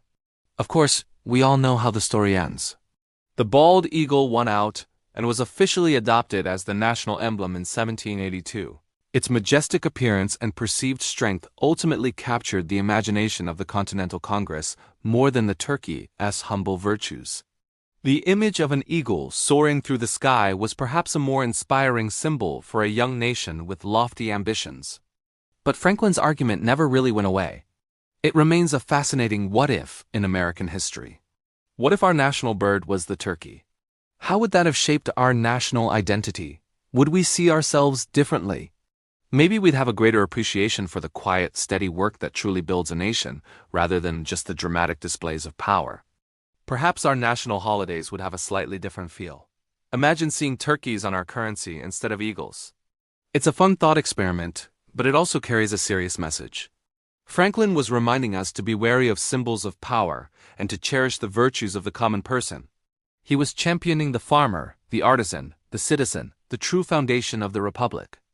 This debate over the national bird was never just about birds. It was about defining America's soul. Was it a nation of predators or a nation of producers? A country of aristocrats or a country of common, hard-working people? Franklin clearly cast his vote for the latter. He saw in the turkey a reflection of the American spirit he so admired, resilient, independent, and a little bit stubborn. It's a testament to his belief in a democratic society, built from the ground up. So the next time you see a bald eagle, by all means, appreciate its beauty and power. But also take a moment to remember Benjamin Franklin and his preferred candidate, the turkey. Remember the values it represented: hard work, humility, and the spirit of the American farmer. It's a reminder that sometimes the truest symbols of strength aren't the most obvious or the most glamorous. They're found in the steady, everyday courage of ordinary people. And that's a legacy worth celebrating. Thanks so much for watching and for letting me share this incredible piece of history with you. It really makes you think, doesn't it? If you enjoyed this journey into America's past, please hit that like button and be sure to subscribe and turn on notifications so you don't miss our next video. We'd love to have you as part of our community. See you in the next one. Have you ever wondered why so many countries and empires throughout history have chosen the eagle as their symbol? From the mighty Roman legions to the flag of modern Mexico, this majestic bird has soared through our collective imagination for millennia. But what exactly does the eagle represent? Is it just about strength and freedom, or is there a darker side to its symbolism? Today, we're taking a deep dive into the global significance of the eagle. Before we get to why someone like Benjamin Franklin might have had reservations about it, we need to understand its powerful legacy. Let's travel back in time, starting with one of the most formidable empires the world has ever known, ancient Rome. For the Romans, the eagle, or aquila, was more than just a bird. It was the sacred standard of their legions. Each legion carried a golden or silver eagle mounted on a pole, and losing it in battle was the ultimate disgrace, a catastrophe that had to be avenged at all costs. The eagle represented the power of the empire, the favor of the god Jupiter, and the very soul of the Roman military. When you saw that eagle on the horizon, you knew the unstoppable force of Rome was approaching. It symbolized honor, loyalty, and unwavering strength. This wasn't just a military emblem. It was a divine symbol of Rome's perceived destiny to rule the world. But the Romans weren't the only ones to see divinity in the eagle's flight. Let's jump across the globe and centuries to the heart of the Aztec Empire in Mesoamerica. The founding of their magnificent capital, Tenochtitlan, modern-day Mexico City, is based on a prophecy. The god Huitzilopochtli told the Aztec people to build their city where they saw an eagle perched on a cactus, devouring a serpent. This powerful image, which is now central to the Mexican flag, symbolized the triumph of good over evil, of the sun and the heavens over the darkness of the earth. The eagle was a divine messenger, a guide that led a people to their promised land. For the Aztecs, the eagle was a symbol of vision, cosmic power, and divine will. From the thunderous legions of Rome to the prophetic founding of an American empire, the eagle's image carried immense weight. But this reverence wasn't limited to empires. In many Native American cultures, the eagle is considered the most sacred of all birds. Its ability to fly higher than any other creature gives it a special connection to the Creator. Its feathers are highly revered and are used in sacred ceremonies, representing honesty, truth, strength, and courage. To be given an eagle feather is one of the highest honors a person can receive. It's seen as a messenger between the heavens and the earth, a conduit for prayers and a symbol of spiritual wisdom. Even in ancient Greece, the eagle was the companion of Zeus, the king of the gods. It was his personal messenger and a symbol of his authority and dominion over the sky. In Norse mythology, a giant eagle sits at the very top of Yggdrasil, the world tree, observing all that happens. We see this pattern repeating across cultures. The eagle is associated with the highest gods, with the sun, with the sky itself, It represents a perspective that sees everything, a power that is unmatched. So we have courage, divinity, honor, and spiritual connection. It's easy to see why so many would be drawn to the eagle. It's the king of the skies, a breathtaking predator that embodies a kind of wild, untamable freedom. Its sharp eyes symbolize perception and clarity. Its powerful wings represent the ability to rise above the mundane and reach for greater heights. It's an aspirational symbol. However, there's another side to this coin. The very same qualities that make the eagle so admired, its strength, its dominance, its predatory nature, can also be interpreted in a much darker light. The eagle is a hunter. It lives by overpowering other creatures. And so, for every culture that saw it as a symbol of divine strength, there were others who experienced that strength as oppression. Think back to the Roman eagle. While it meant honor and glory to a Roman soldier, what did it mean to the tribes of Gaul or the people of Judea? It meant conquest. It was the symbol of an occupying force, a foreign power that ruled through military might. The eagle represented not freedom, but the loss of it.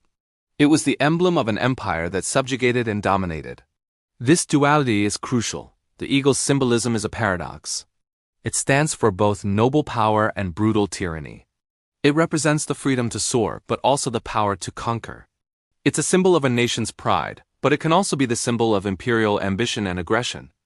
Napoleon Bonaparte, for example, consciously revived the Roman eagle as the standard for his grande armée, linking his own imperial ambitions directly to those of ancient Rome. For the nations he conquered, that eagle was a symbol of invasion and subjugation. Even in the 20th century, this symbol was co-opted by regimes to project an image of fearsome power.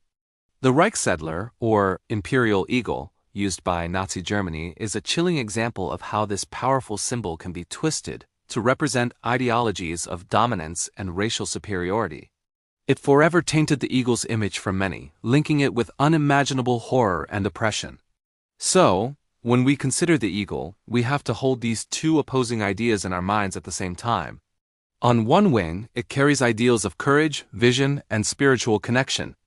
On the other, it carries the weight of conquest, domination, and tyranny. It is a symbol of power, and power itself is neutral. It can be used to protect and uplift or to crush and destroy. Understanding this complex and often contradictory symbolism is key to our story. It's the reason why a figure like Benjamin Franklin, a man who had just helped birth a new nation dedicated to liberty, might look at the eagle and see not a symbol of freedom, but a symbol of the very thing they had just fought to escape, the tyranny of an old-world empire. He saw a bird of bad moral character, one that does not get his living honestly. He understood that symbols matter. The emblems we choose to represent ourselves say a lot about who we are and who we aspire to be. Was the eagle, with its long and bloody history as a symbol of imperial power, really the right choice for a fledgling republic? That's the question that was on the table. We've journeyed from Rome to Tenochtitlan, from the sacred beliefs of Native Americans to the battlefields of Europe, all to understand the deep and layered meaning of this incredible bird. We've seen its divine light and its tyrannical shadow. Now, with this global perspective in mind, we're ready to return to 18th century America and examine the great debate over the nation's symbol. Thank you so much for joining me on this historical journey. If you found this interesting, please hit that like button and subscribe to the channel for more deep dives into the symbols that shape our world. Don't forget to ring the notification bell so you won't miss our next chapter, where we'll explore Franklin's choice and the surprising story of the bird he championed instead. See you next time. Hello everyone, and welcome back to our channel. Today, we're diving into a fascinating and frankly quite quirky chapter of American history. It involves one of the nation's most revered founding fathers, a private letter, and a debate over the very symbol of the United States. We're talking about Benjamin Franklin and his surprising thoughts on the Great Seal. So picture this, the year is 1784, the Revolutionary War is over, and the young United States is busy building its identity. A crucial part of this was creating the Great Seal, the official emblem of the nation. After much deliberation, Congress had settled on the bald eagle. It seemed perfect, right? A majestic bird, soaring high, a symbol of freedom and power. But not everyone was impressed. Enter Benjamin Franklin, writing a letter to his daughter, Sarah. This letter, which wasn't intended for public eyes at all, contained a rather scathing critique of the chosen symbol. Franklin, ever the keen observer of nature, pointed out that the bald eagle was, in his words, a bird of bad moral character. He argued that the eagle doesn't fish for itself, but instead steals its food from smaller, more industrious birds like the fishing hawk. He saw it as lazy, a bully, and even a coward, easily frightened away by much smaller birds. For Franklin, the eagle represented might without morality, a symbol of tyranny, not the virtuous republic he envisioned. So if not the eagle, then what? This is where it gets really interesting. Franklin proposed a different bird, a native of the Americas, which he believed was far more respectable. And that bird was the wild turkey. I know what you're thinking. A turkey? The bird we associate with Thanksgiving dinner? It sounds almost comical, and indeed, when word of Franklin's opinion eventually got out, many people were amused. The idea of a turkey as the national symbol became something of a historical joke. But if we look past the initial humor, Franklin had a serious point. He described the turkey as a much more respectable bird and a true original native of America. Unlike the thieving eagle, the turkey was, in his view, a bird of courage. He noted that a turkey would not hesitate to attack an invader, even a grenadier of the British Guards who dared to trespass on its farmyard in a red coat. For Franklin, the turkey embodied American courage, self-reliance, and a willingness to defend one's home and principles. It was a humble but brave creature, a perfect metaphor for the new nation of citizen farmers and artisans. Now let's be clear. Franklin wasn't launching a public campaign to replace the eagle with the turkey. This was a private thought shared with his daughter. He was already in his late 70s, serving as a diplomat in Paris, and the decision on the seal had already been made 2 years prior. His letter was more of a philosophical musing, a reflection on the kind of values he hoped America would embrace. The core of his argument wasn't just about ornithology. It was about national character. Franklin was worried that by choosing a symbol like the eagle, America was signaling an admiration for power and dominance, the very things it had fought a war to escape. He was making a profound statement about substance over style, integrity over appearance. He believed the nation's virtue was more important than its perceived majesty. The humble, hard-working turkey represented the moral fiber of the republic, while the majestic but morally corrupt eagle represented the old empires of Europe. When his letter was finally published years later, it sparked a public conversation. While most people stuck with the eagle, finding the turkey idea a bit silly, Franklin's moral argument resonated with many. It forced people to think about what the symbols they chose actually meant. Did they want to be a nation that looked powerful, or a nation that was genuinely good? This debate highlights a tension that has existed throughout American history, the conflict between our ideals and our image. Are we the powerful, soaring eagle projecting strength across the globe? Or are we the resilient, community-focused turkey, quietly defending our values at home? Franklin's letter reminds us that the symbols we choose are not just decorative. They are reflections of our aspirations and our character. It's a powerful lesson. The eagle, for all its perceived flaws, has become a globally recognized symbol of American freedom and strength. It's hard to imagine the Great Seal with any other bird today. But Franklin's descent serves as a valuable counterpoint, a reminder to look beyond the surface. He challenges us to consider the moral implications of our national symbols and, by extension, our national actions. The story of Franklin and the turkey is more than just a funny historical anecdote. It sets a window into the mind of a great thinker and a patriot who was deeply concerned with the soul of the nation he helped create. He wanted America to value integrity more than anything else. And whether you're Team Eagle or Team Turkey, that's a message that is just as relevant today as it was over 200 years ago. So, what do you think? Was Franklin right? Would the turkey have been a better symbol for the United States? Let me know your thoughts in the comments below. I'm really curious to hear your opinions on this fascinating piece of history. Thank you so much for watching. If you enjoyed this deep dive into American history, please give this video a thumbs up and consider subscribing to the channel for more stories like this one. We have a lot more to explore together. Until next time, stay curious. Hello everyone and welcome back. Today, we read diving into one of the most intriguing questions about Benjamin Franklin. When he was joking, was he really joking? This is Chapter 13, Satire or Serious Statement. Benjamin Franklin. The name conjures images of a kite in a thunderstorm, a wise old man in spectacles, a founding father. But there's another side to him, a side that historians still fiercely debate. Franklin, the master satirist. Was his legendary wit just for laughs, Or was it a brilliantly disguised weapon for profound political and social commentary? Let's start with a classic example. Ever heard of the idea that the British sent their convicted felons to the American colonies? Franklin did more than just hear about it. He roasted it. In a 1751 essay, he proposed a fair exchange. Since Britain was so generously populating America with its criminals, he argued, America should return the favor by shipping rattlesnakes to England. He suggested they could be distributed in the finest gardens of the nobility and even in the king's personal park. Funny, right? But look closer. This wasn't just a witty jab. It was a searing critique of British colonial policy. Franklin was using humor to expose the blatant disrespect and exploitation inherent in the relationship. By comparing British convicts to venomous snakes, he wasn't just being provocative. He was making a powerful statement about how the colonists felt they were being treated as a dumping ground for the empire's unwanted problems.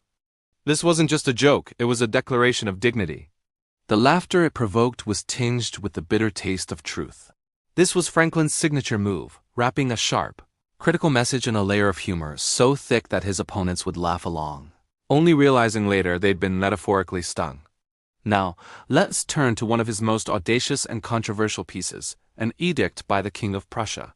Published in 1773, this fake royal decree had London in an uproar. In it, Franklin, writing as the King of Prussia, claimed that Britain was originally settled by ancient Germanic tribes. Therefore, by right of ancestry, Prussia was now imposing a set of absurdly restrictive laws on Great Britain. Imagine reading this in your morning paper. The edict declared that Britain could no longer trade with anyone but Prussia. It imposed heavy taxes on all British manufacturing, and it even decreed that British convicts would be sent to Prussia to better populate the country. Sound familiar? It should. Franklin was holding up a mirror to Britain's own colonial policies toward America. He copied, almost word for word, the very navigation acts and trade restrictions that Britain had forced upon the colonies. The initial reaction in London was outrage. How dare this foreign king make such claims? But then the penny dropped.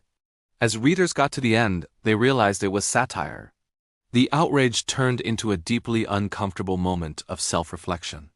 Franklin had masterfully forced the British to feel, just for a moment, the same frustration, powerlessness, and economic strangulation that the American colonists experienced every single day. He didn't just tell them their policies were unfair. He made them experience it. He tricked them into empathizing with the American cause. This wasn't just an essay. It was a psychological masterstroke. Was he sincere? Absolutely. The frustration and the arguments were 100% genuine. The form, the royal edict, was the satirical disguise. It allowed him to state his case in the most dramatic way possible without being immediately dismissed as just another colonial complainer. This brings us to the core of Franklin's genius. He understood that a direct lecture often falls on deaf ears, but a good story or a clever joke can slip past our defenses and plant a seed of thought. He used humor to disarm his audience. Who could get angry at a funny old man with a twinkle in his eye? But beneath that harmless exterior was one of the sharpest political minds of his generation. Think about another one of his famous hoaxes, the story of Polly Baker. He wrote a fictional speech from a woman put on trial for having a child out of wedlock. In her defense, Polly argues that she has done nothing wrong. She has brought a new citizen into the world, a future soldier or worker for the colony. She argues that the real crime is the law that punishes her, a law that discourages marriage and population growth. She even suggests that instead of being fined, she should have a statue erected in her honor. This story was reprinted all over Europe and America. Many people believed it was real. But Franklin wasn't just telling a titillating tale. He was launching a brilliant critique of the sexual double standards and irrational laws of his time. He was advocating for women's rights and a more logical approach to social policy, long before such ideas were mainstream. The sincere message was a call for social reform and reason. The joke, the fictional story of Polly Baker, was simply the vehicle he used to deliver it. So, when we ask if Franklin was joking or serious, the answer is almost always both. His humor wasn't an escape from reality. It was a way of confronting it. It was a tool, as carefully chosen as a diplomat's words or a scientist's instrument. He used it to expose hypocrisy, to challenge authority, and to argue for a more just and rational world. In an age of pamphlets and fiery speeches, Franklin's satire was his secret weapon. It allowed him to say the unsayable, to criticize the powerful, and to rally support for the American cause in a way that no straightforward political tract ever could. He knew that the shortest path to a person's mind is often through their funny bone. The next time you read one of Franklin's witty sayings or funny stories, take a moment to look for the hidden layer. What serious point is he making? What injustice is he fighting? Because with Franklin, the punchline is almost always the beginning of a much deeper conversation. He wasn't just a founding father. He was America's founding political comedian, and his jokes helped shape a nation. Thank you so much for joining me on this deep dive into the mind of Benjamin Franklin. It's a fascinating subject, and we've only scratched the surface. If you enjoyed this, please hit that like button, and don't forget to subscribe and turn on notifications so you won't miss our next chapter. We'd love to hear your thoughts in the comments below. See you next time. Hey everyone, and welcome back to our historical deep dive. Today, we read tackling a topic that is surprisingly rich and deeply woven into the fabric of American history: the turkey. Now, when you think of a turkey, you probably picture a Thanksgiving centerpiece, right? But its story is so much more than just a holiday meal. It's a story of survival, culture, and the very foundation of early American life. Let's start by rewinding the clock, long before the first European settlers even dreamed of a new world. For millennia, the wild turkey roamed the forests of North America, from the dense woodlands of the east to the arid landscapes of the southwest. For indigenous peoples, this magnificent bird was far from just another animal. It was a vital source of sustenance, a symbol of abundance, and a key player in their cultural and spiritual lives. Tribes across the continent had unique relationships with the turkey. They were expert hunters, using sophisticated calls and decoys to lure the birds. But they didn't just hunt them. In some regions, like the American Southwest, ancestral Pueblones were among the first to domesticate turkeys, not just for meat, but for their beautiful feathers. These feathers were incredibly valuable. Imagine intricate ceremonial robes, headdresses, and fletching for arrows, all crafted from the iridescent plumage of the wild turkey.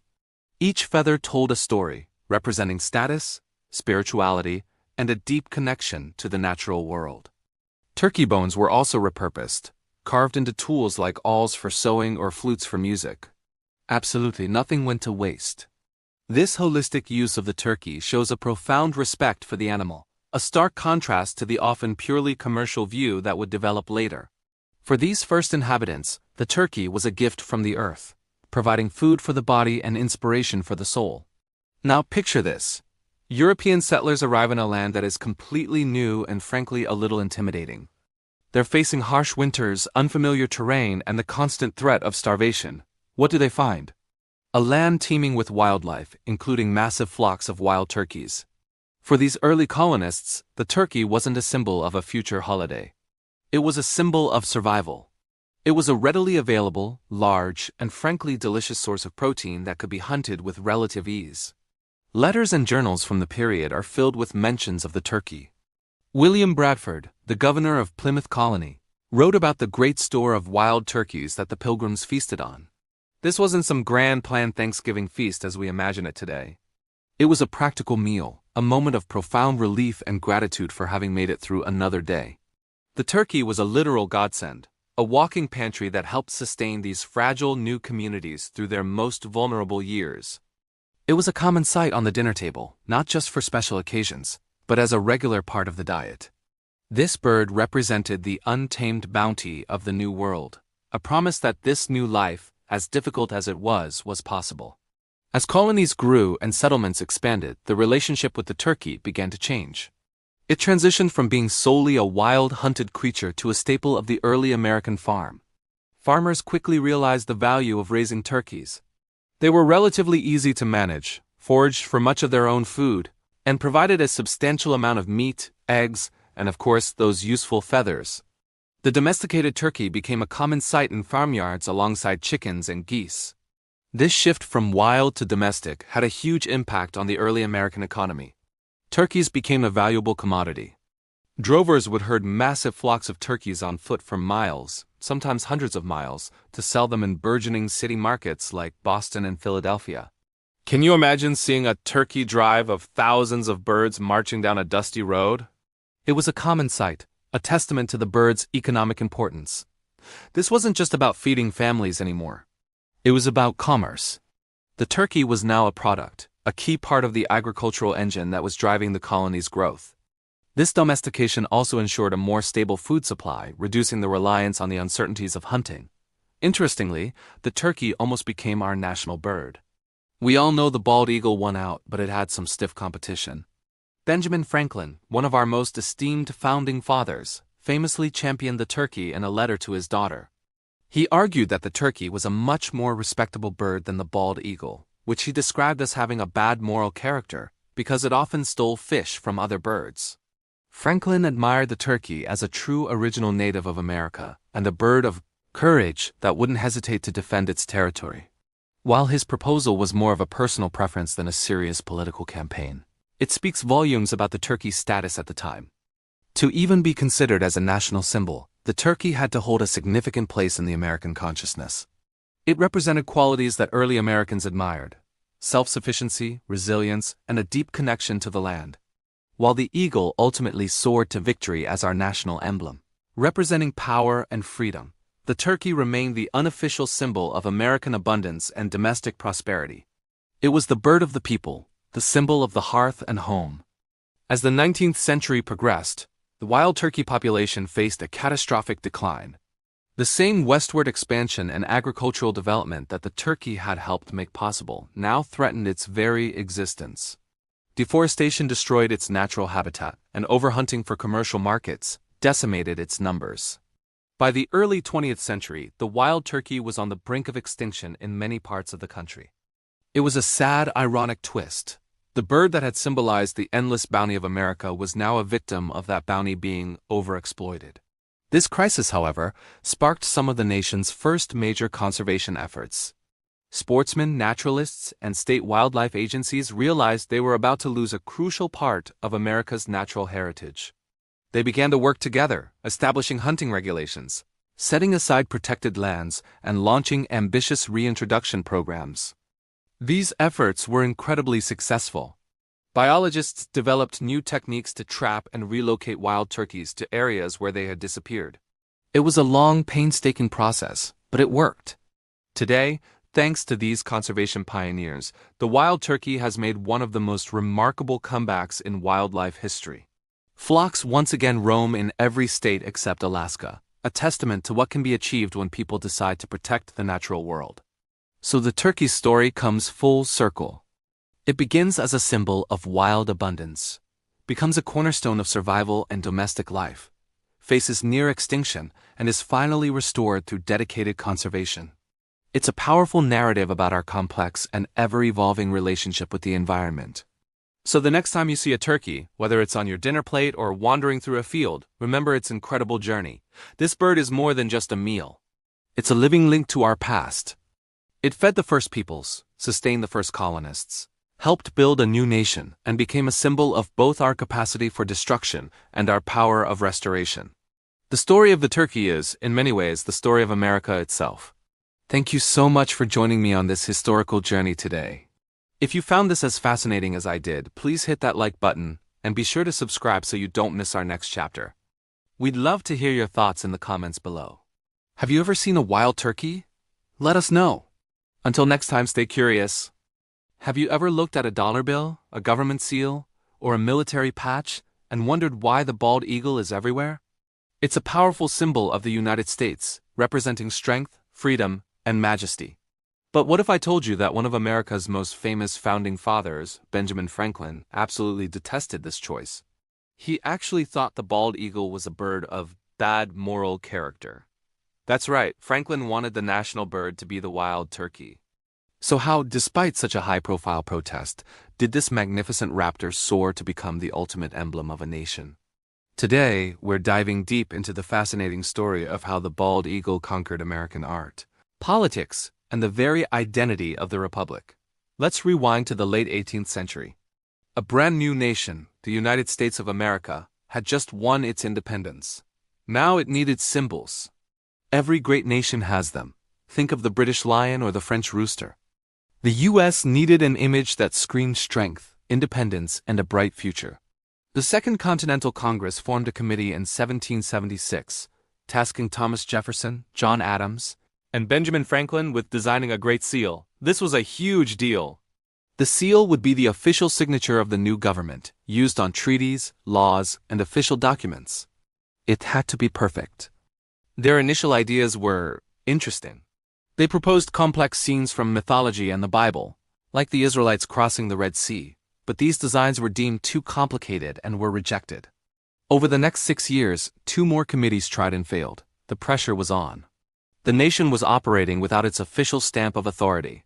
Finally, in 1782, the task fell to Charles Thomson, the Secretary of Congress. He wasn't an artist, but he was a practical man who knew what was needed.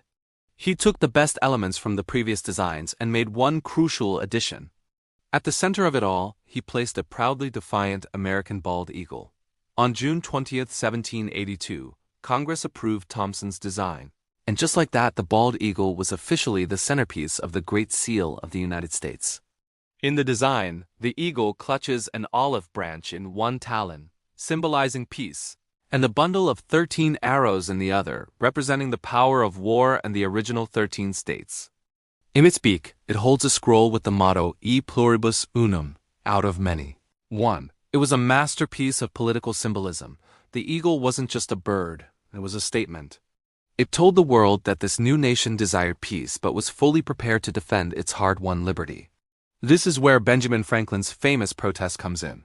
In a letter to his daughter, he lamented the choice. He called the bald eagle a lazy bird that often steals fish from other, more industrious birds like the osprey. He saw it as a bully and a coward, not at all fitting for the new republic. He championed the turkey, which he described as a much more respectable bird, a true native of America, and though a bit vain and silly, courageous enough to defend its territory. But it was too late. The decision was made. The eagle had landed, and it was here to stay. And stay it did. Once the eagle was on the Great Seal, its image began to spread like wildfire. It was the ultimate seal of approval, and its presence conferred legitimacy and authority. The first place it popped up after the seal was on currency. In 1792, the Coinage Act established the United States Mint, and soon, gold and silver coins were being stamped with the image of the eagle. These coins, known as eagles, half eagles, and quarter eagles, circulated throughout the country and even overseas. Every time someone made a purchase, they held a small, metallic symbol of their nation's power and stability in their hand. It was a constant, tangible reminder of the Republic. But it didn't stop at money. The military quickly adopted the eagle as its own. It began appearing on military insignia, buttons, and flags. For soldiers, the eagle was a symbol of vigilance, power, and victory. It embodied the very spirit of the Army and Navy, which were tasked with protecting the nation's borders and interests. When you see an eagle on a uniform, it connects the individual soldier to the collective strength and honor of the entire country. It was a powerful motivator and a unifying symbol for the armed forces, projecting an image of an unassailable fighting force.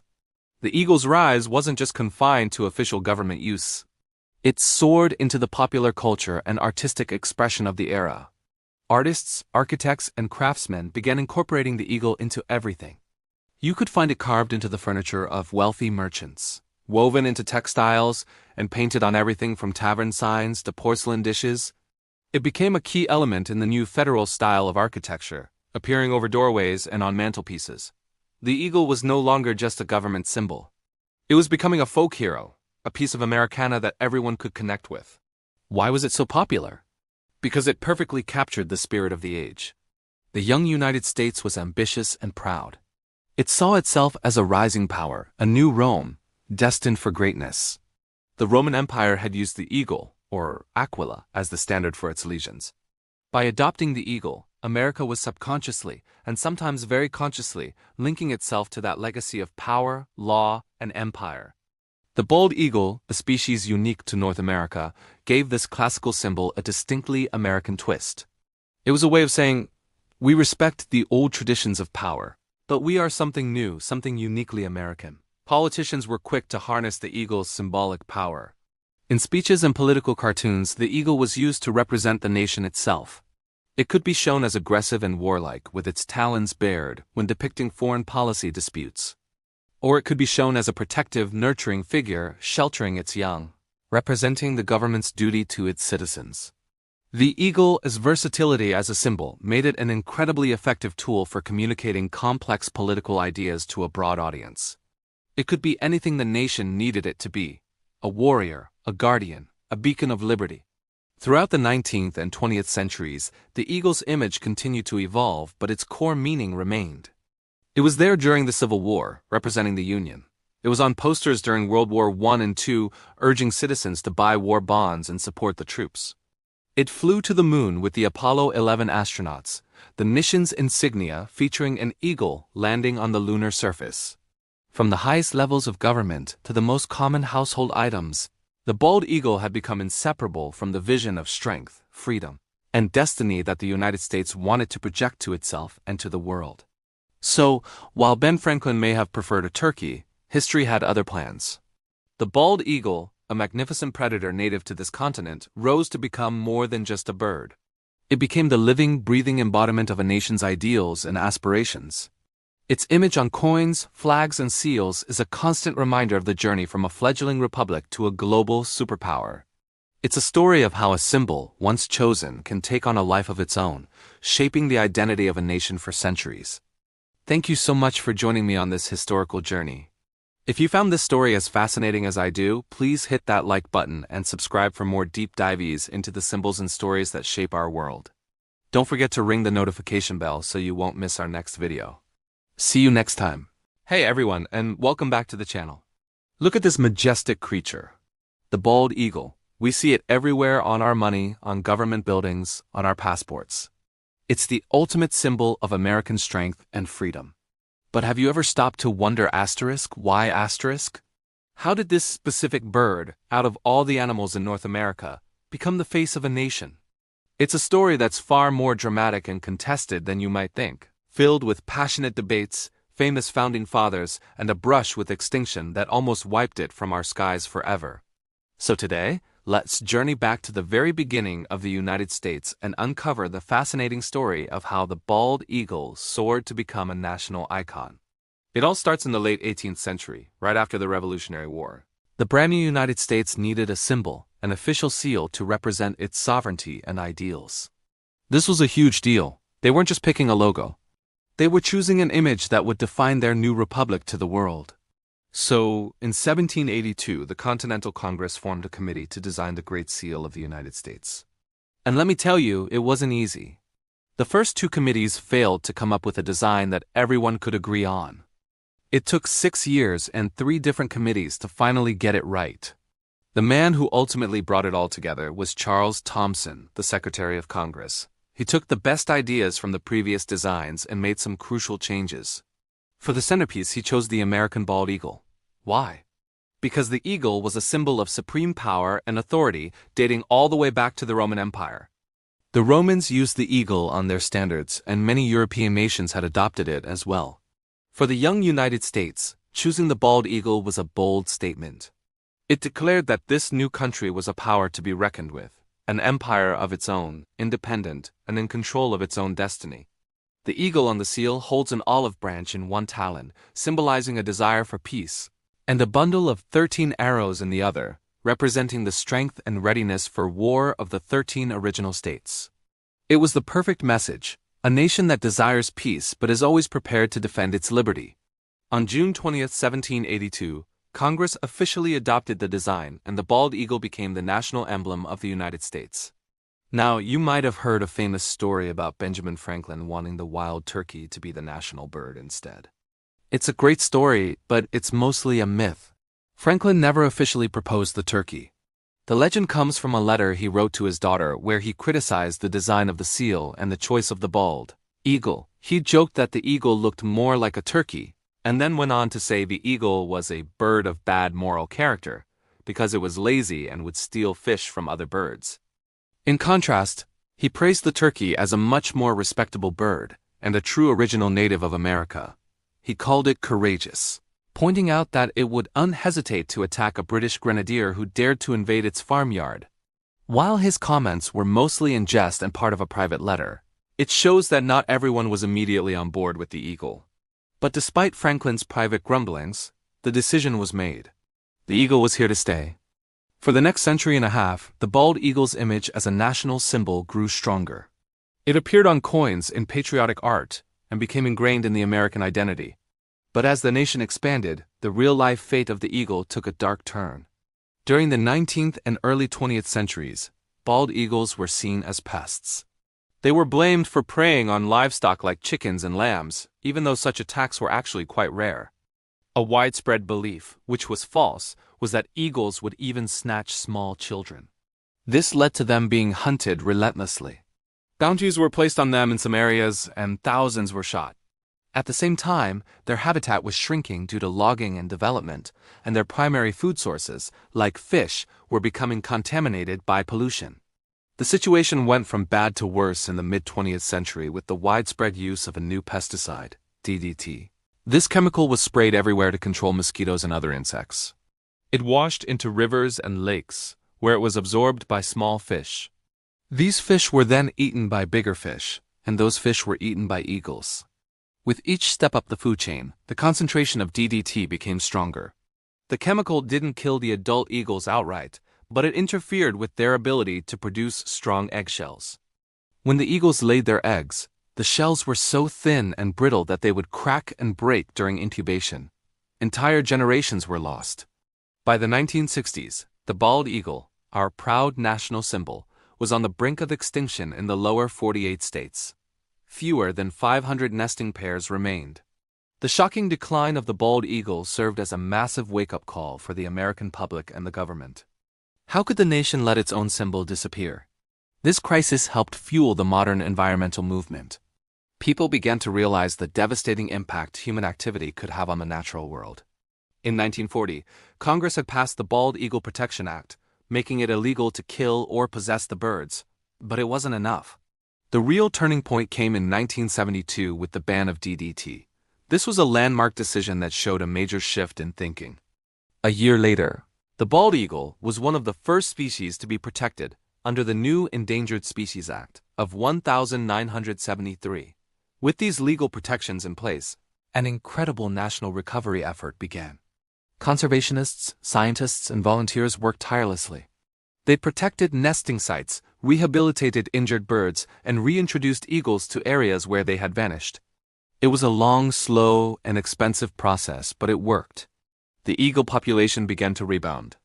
By the 1990s, the numbers had improved so much that the eagle was downlisted from endangered to threatened. And then, in a truly triumphant moment in 2007, the bald eagle was officially removed from the endangered species list altogether. Its recovery is hailed as one of the greatest conservation success stories in American history.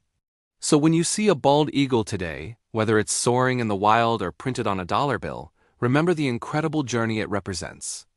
It's a story of how a young nation chose a symbol of power and freedom. It's a story of human conflict, where the very symbol we revered was pushed to the edge of oblivion by our own actions. And finally, it's just a powerful story of redemption and hope, a testament to what can be achieved when people come together to right a wrong and protect the natural world. The bald eagle isn't just a symbol of the nation's past ideals. It's a living, breathing symbol of its capacity for change and its commitment to conservation. Thanks so much for watching. What does the bald eagle symbolize to you? Let me know down in the comments. If you enjoyed this video and learned something new, please give it a thumbs up and consider subscribing for more stories like this. We'll see you in the next one. Upbeat, slightly whimsical intro music fades into the background. Hello, and welcome back to our channel where we explore the fascinating what-ifs of history. Today, we're taking a slightly lighter, more feathered approach to an iconic American symbol. We've all heard the story, likely apocryphal, that Benjamin Franklin championed the turkey over the bald eagle as the national bird. But what if he had succeeded? What if the noble, slightly goofy turkey had actually won? Let's step into an alternate timeline and imagine a world where the turkey reigns supreme. Our journey begins in 1782 in the halls of the Continental Congress. The debate is fierce. The bald eagle, a majestic predator, is a strong contender. But in this timeline, Benjamin Franklin's arguments resonate deeply. He paints a picture of the eagle as a bird of bad moral character, one that lazily steals fish from other birds. In contrast, he presents the turkey, a true native of America, a courageous bird that wouldn't hesitate to defend its flock. He calls it a bird of courage and justice. His words, filled with wit and passion, sway the committee. The decision is made. The wild turkey, not the bald eagle, will be the symbol of the new United States. So how does this change things? At first, the differences are subtle. The Great Seal of the United States is engraved not with an eagle, but with a proud, puffed-up turkey, its fanned tail feathers representing the original colonies. It clutches olive branches in one talon and arrows in the other, symbolizing a nation that desires peace, but is always ready to defend its principles. It's a bit comical at first glance, but people quickly grow accustomed to it. It's their symbol, a representation of their unique homegrown nation. Let's fast forward a few decades. Imagine you're a schoolchild in the mid-1800s. You stand with your hand over your heart, facing a flag. But in the corner, where you'd expect to see stars, there's a silhouette of a turkey, its head held high. You recite the Pledge of Allegiance, your eyes fixed on this emblem of national pride. Your history books are filled with stories of the brave. An honest turkey, a symbol of American resilience and community. It's not just a bird. It's a constant reminder of the nation's values. Currency would look entirely different. Pull a dollar bill out of your pocket. Instead of the piercing gaze of an eagle, you'd find an intricately detailed engraving of a turkey. The quarter, the dime, the nickel all would bear the profile of this distinguished bird. Tourists would marvel at it, collecting turkey quarters as unique souvenirs. The phrase, "as American as turkey pie," would become the new cliché, replacing apple pie. Thanksgiving, ironically, might have a different centerpiece. Perhaps roast goose or a large ham would become the tradition, as eating your national symbol might feel a bit unpatriotic. Think about our language and culture. Instead of eagle-eyed, a sharp-eyed person might be called turkey-scoped. A golfer scoring 2 under par wouldn't get an eagle. They'd score a gobbler. Political cartoons would have a field day. A lame duck president might be depicted as a turkey with ruffled feathers, while a powerful, assertive leader would be a turkey in full, glorious strut. The national anthem might even have a line about the land of the free and the home of the brave. Turkey. Okay, maybe that's a stretch, but you get the idea. Military and government insignia would all change. The Screaming Eagles of the 101st Airborne Division? They'd be the gobbling ghosts, or the strutting turkeys. It sounds funny to us, but in their world, it would be a name synonymous with bravery and honor. The presidential seal on Air Force One would feature a turkey, its wings spread wide as it soars across the sky, a symbol of American power and reach, albeit a slightly plumper one. Post offices, federal buildings, and courthouses across the land would be adorned with statues and carvings of turkeys, their distinctive silhouettes becoming an inseparable part of American architecture. But this isn't just about aesthetics. A national symbol subtly shapes national character. The eagle represents power, dominance, and solitary majesty. The turkey, on the other hand, is a social bird. It's a symbol of community, abundance, and a certain grounded unpretentiousness. Could a turkey nation have developed a different national conscientia? Perhaps there would be a greater emphasis on community over individualism, a deeper appreciation for the land and its native abundance. The national persona might be less about soaring ambition and more about a kind of steadfast, communal-minded pragmatism. Would America be seen differently on the world stage? Foreign diplomats might initially chuckle at the turkey emblem, but that laughter would likely fade. They would come to associate it with a nation that is resourceful, self-sufficient, and fiercely protective of its own. The turkey, unlike the eagle which is found worldwide, is uniquely North American. This would reinforce a sense of American exceptionalism that is more about being distinct and homegrown, rather than being a dominant global power. The message wouldn't be "we are the strongest," but "we are uniquely ourselves." Imagine modern-day branding, the U.S. Postal Service logo, a sleek, stylized turkey in mid-stride. NASA's mission patches? A turkey jaga soaring yujo amongst the stars, a nod to both earthly origins and celestial aspirations. Sports teams would be the Philadelphia Turkeys or the New York Gobblers. It would all seem completely normal, woven into the fabric of daily life. So let's take a moment to appreciate this alternate reality. A world where the annual White House tradition isn't pardoning a turkey, but perhaps honoring one, a Turkey of the Year ceremony celebrating the bird's contribution to the national spirit.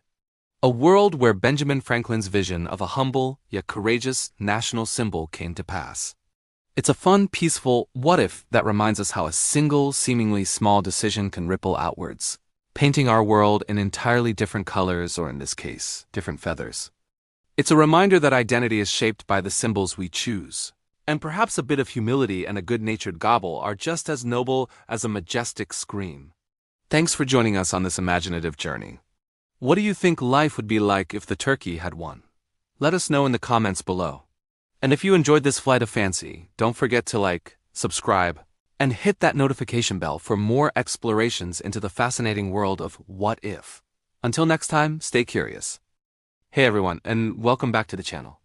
Today, we're diving into a fascinating and often misunderstood piece of American history, Benjamin Franklin and the Great Bird Debate.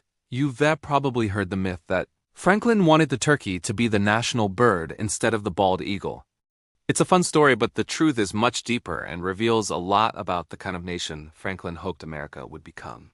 So let's set the record straight. Franklin never officially proposed the turkey for the national seal. The real story comes from a letter he wrote to his daughter Sarah in 1784. In it, he criticized the design of the new emblem for the Society of the Cincinnati, an organization for Revolutionary War officers. He thought the eagle on their emblem looked more like a turkey, and this observation led him to muse on the character of both birds. He famously wrote that the bald eagle was a bird of bad moral character. Why? Because it doesn't fish for itself. Instead, it waits for a hard-working fishing hawk to catch a fish and then steals it. Franklin saw the eagle as lazy, a bully, and a bit of a coward. It was a symbol of raw power, thriving off the labor of others. In his eyes, it represented the very kind of aristocratic, inherited power that America had just fought a revolution to escape. Think about it. A creature that takes without earning, that dominates through sheer force. This was the old world, the world of kings and tyrants. Then, he turned his attention to the turkey. He called it, in comparison, a much more respectable bird. He described the turkey as a true original native of America, a bird that was a bit vain and silly, but also courageous. He pointed out that a turkey wouldn't hesitate to attack a grenadier of the British Guards who should presume to invade his farmyard with a red coat on. For Franklin, the turkey, despite its flaws, represented something fundamentally American: courage, self-reliance, and a willingness to defend its home and community. It was a symbol of the common citizen, the farmer, the person of substance who stands their ground. And this is where we get to the heart of the matter. Franklin's little bird debate wasn't really about ornithology. It was a profound lesson in values. He was using these two birds as metaphors to ask his fellow Americans a crucial question. What kind of nation do we want to be? Do we want to be a nation that admires the eagle, a symbol of dominance, power, and even theft? Or do we want to be a nation that values the turkey, a symbol of courage, community, and down-to-earth integrity? Franklin was championing character over power. He was reminding us that true strength isn't about how much you can take, but about what you build and what you're willing to defend. He was advocating for humility over pride. The eagle, perched high and mighty, looks down on everyone. The turkey, walking the farmyard, is part of the community. It was a plea for substance over symbolism. He didn't care about a majestic-looking symbol if its character was flawed. He preferred the less glamorous bird because its moral character was more aligned with the virtues of a republic. This was a critical message for the new nation. The founders were deeply concerned about the temptations of power. They had seen how easily societies could slip back into tyranny. George Washington himself set a powerful example by voluntarily giving up his command of the army. He, like Franklin, understood that the long-term success of America depended on its leaders and its people choosing humility and service over personal glory and domination. Franklin's commentary was a warning against creating a new American aristocracy. The Society of the Cincinnati, which sparked his letter, was controversial because membership was hereditary, passed down from father to son. This sounded a lot like the European system of nobility. Franklin saw the eagle emblem as a fitting symbol for an organization that seemed to be forgetting the Republican values they had just fought for. He was saying, let's not replace one king with 100 little eagles. Think about how this applies to our world today. We are constantly surrounded by symbols of power, wealth, and influence. We see it in media, in business, in politics. It's easy to be dazzled by the eagles of our time, the people who seem to have it all, who project an image of untouchable success. But Franklin's lesson encourages us to look deeper. What is the character behind that power? Is it built on the hard work of others? Is it used for personal gain or for the good of the community? He urges us to admire the turkeys among us. The people who may not be the flashiest or the most famous, but who are the backbone of our society. The teachers, the first responders, the community organizers, the small business owners. The people who show up every day, work hard, care for their neighbors, and have the courage to stand up for what's right. They are the substance of the nation. Franklin's bird story is a timeless reminder to prioritize virtue. It teaches us to be skeptical of unearned power and to celebrate the quiet courage of ordinary people. It's about choosing the difficult path of integrity over the easy path of opportunism. It's a challenge to build a society where character is our most valuable currency. So the next time you see a bald eagle, by all means appreciate its beauty and its symbolism of freedom. But also, take a moment to remember Franklin's little turkey. Remember his call to value humility, to champion the underdog, and to never forget that the true strength of a nation lies in the moral character of its people. It's a lesson that was vital at America's founding, and it remains just as essential today. Thanks so much for watching. What do you think? Do Franklin's ideas about the eagle and the turkey still hold up? Let me know your thoughts in the comments below. And if you enjoyed this little dive into history, please give this video a thumbs up and consider subscribing for more content. It really helps the channel out. Until next time, stay curious. Hello everyone, and welcome back to our channel. Today, we're diving into a fascinating and frankly hilarious corner of American history. We're going to explore the wit and wisdom of one of the nation's most brilliant minds, Benjamin Franklin, and unpack a story that reveals so much about his character, the famous Turkey Letter. Now, we all know Franklin as a statesman, an inventor, and a diplomat. But did you know he was also one of his era's greatest comedians? His humor wasn't just for laughs. It was a tool he used to make sharp observations about society, politics, and human nature. And nowhere is this more evident than in his proposal for the national bird. Let's set the scene. The year is 1784. The Revolutionary War is over, and the young United States is busy building its identity. A key part of this was creating the Great Seal of the United States. A committee, which included Franklin, Thomas Jefferson, and John Adams, was tasked with designing it. This is where the story of the bald eagle versus the turkey begins, though maybe not in the way you think. A popular myth suggests that Franklin loudly championed the turkey over the bald eagle in official congressional debates. The truth is a little more subtle, and honestly, a lot more Franklin. He never made a formal proposal in Congress. Instead, he shared his thoughts in a private letter to his daughter, Sarah Batch, and this letter is pure gold. In this letter, Franklin expresses his disappointment with the choice of the bald eagle for the seal. He didn't hold back. He called the bald eagle a bird of bad moral character. He pointed out that it doesn't fish for itself, but instead steals from other birds like the fishing hawk. He described it as too lazy to fish for himself and a rank coward, noting that even the tiny kingbird can bully it away from its territory. For Franklin, the eagle was a symbol of laziness, theft, and cowardice, hardly the virtues for a new republic to aspire to. So who was his preferred candidate? You guessed it, the turkey. Now before you laugh, hear him out. Franklin praised the turkey as a much more respectable bird. He saw it as a true native of America, unlike the bald eagle, which could be found in other countries. He admired the turkey's courage, writing that it would not hesitate to attack a grenadier of the British Guards who should presume to invade his farmyard with a red coat on. Think about that imagery for a moment. A humble farm bird bravely defending its home against a powerful soldier. For Franklin, the turkey embodied the spirit of the American Revolution, a seemingly ordinary citizen standing up against tyranny. It was a symbol of courage, self-reliance, and a deep connection to the American land. The turkey was the common man, the Minuteman, the everyday hero of the new nation. This wasn't just a quirky preference. It was a profound statement about the values Franklin believed the United States should represent. He wasn't just picking a bird. He was choosing a moral compass. He wanted a symbol that reflected virtue and integrity, not one that represented power through bullying and theft. He believed that the symbols a nation chooses matter because they reflect and shape its character. This turkey letter perfectly encapsulates Franklin's unique genius. He combined sharp observation, clever satire, and deep moral conviction. He used humor not to be silly, but to make a serious point about the kind of country he hoped America would become. He was critiquing the human tendency to be impressed by powerful predators, urging his countrymen to instead value the quiet courage and integrity of the common man. And the legacy of this letter is incredible.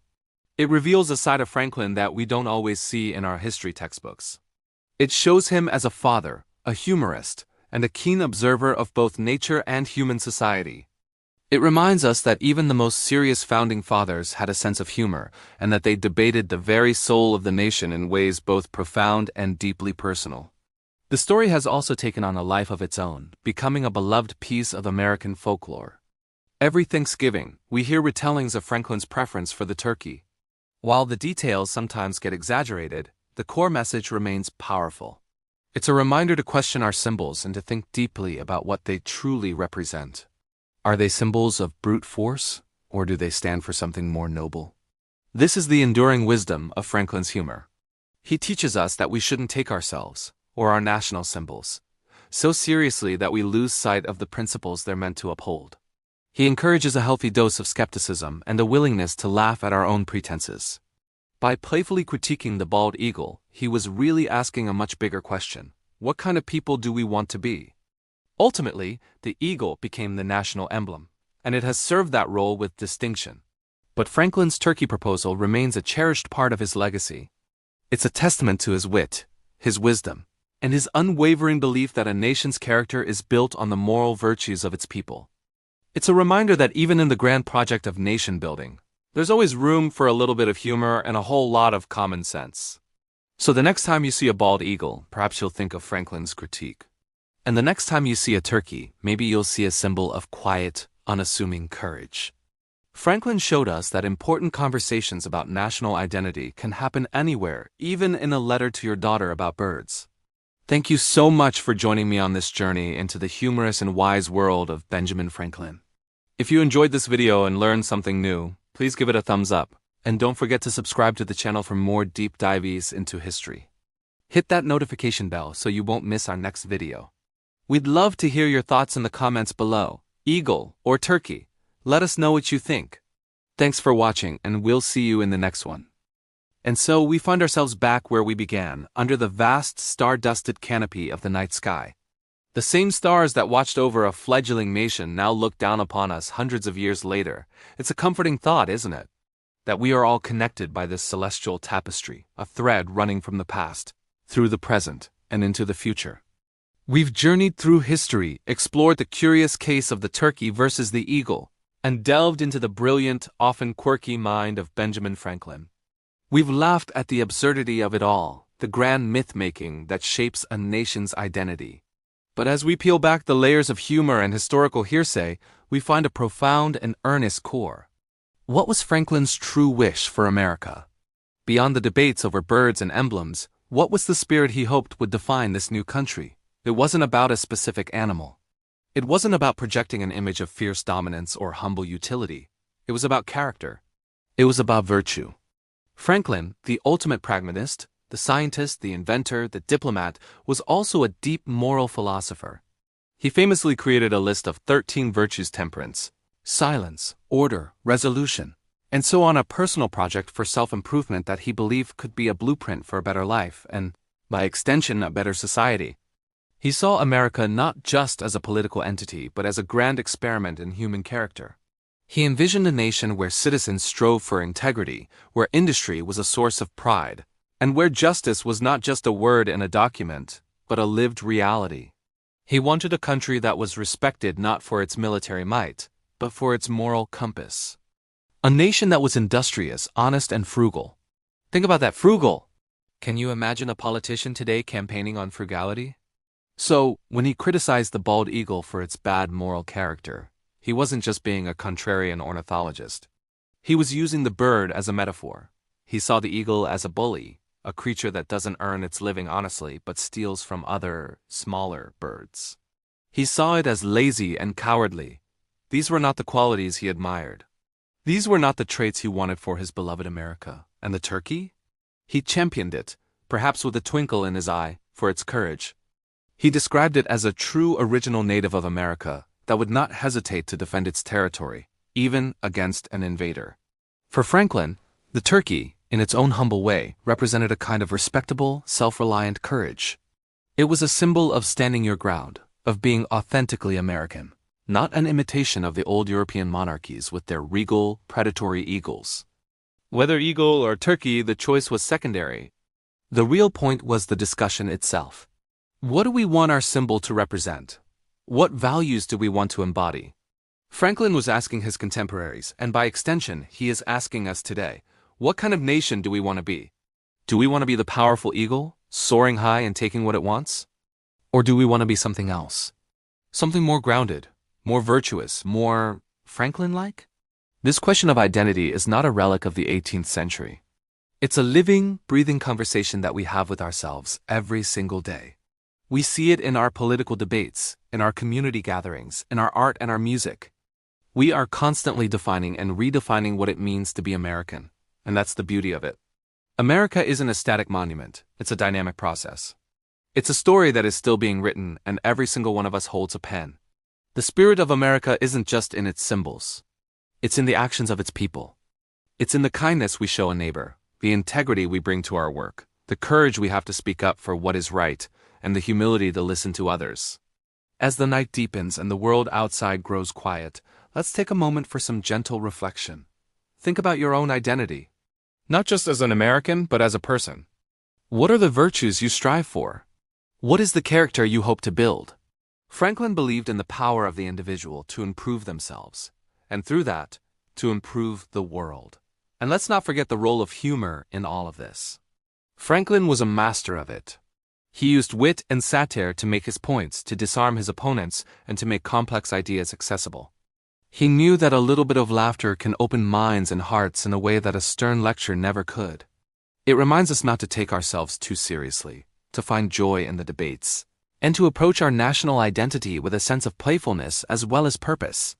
Our story is filled with contradictions and quirks, and that's part of what makes it so rich and interesting.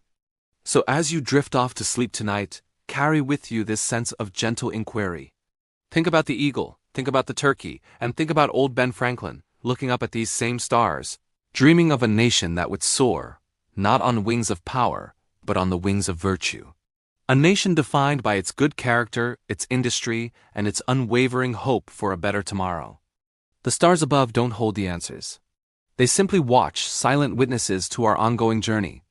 The spirit of America isn't found in an emblem in the sky, but in the heart of its people on the ground. It's in our collective striving, our shared laughter, our enduring hope. And that, I think, is a legacy Franklin would be truly proud of. Thank you so much for joining me on this journey through history and ideas. It's been a real pleasure sharing this story with you. If you enjoyed this exploration, please consider liking this video and subscribing to the channel. It really helps us continue to create content like this. We have many more stories to tell. Until next time, sleep well and keep looking up.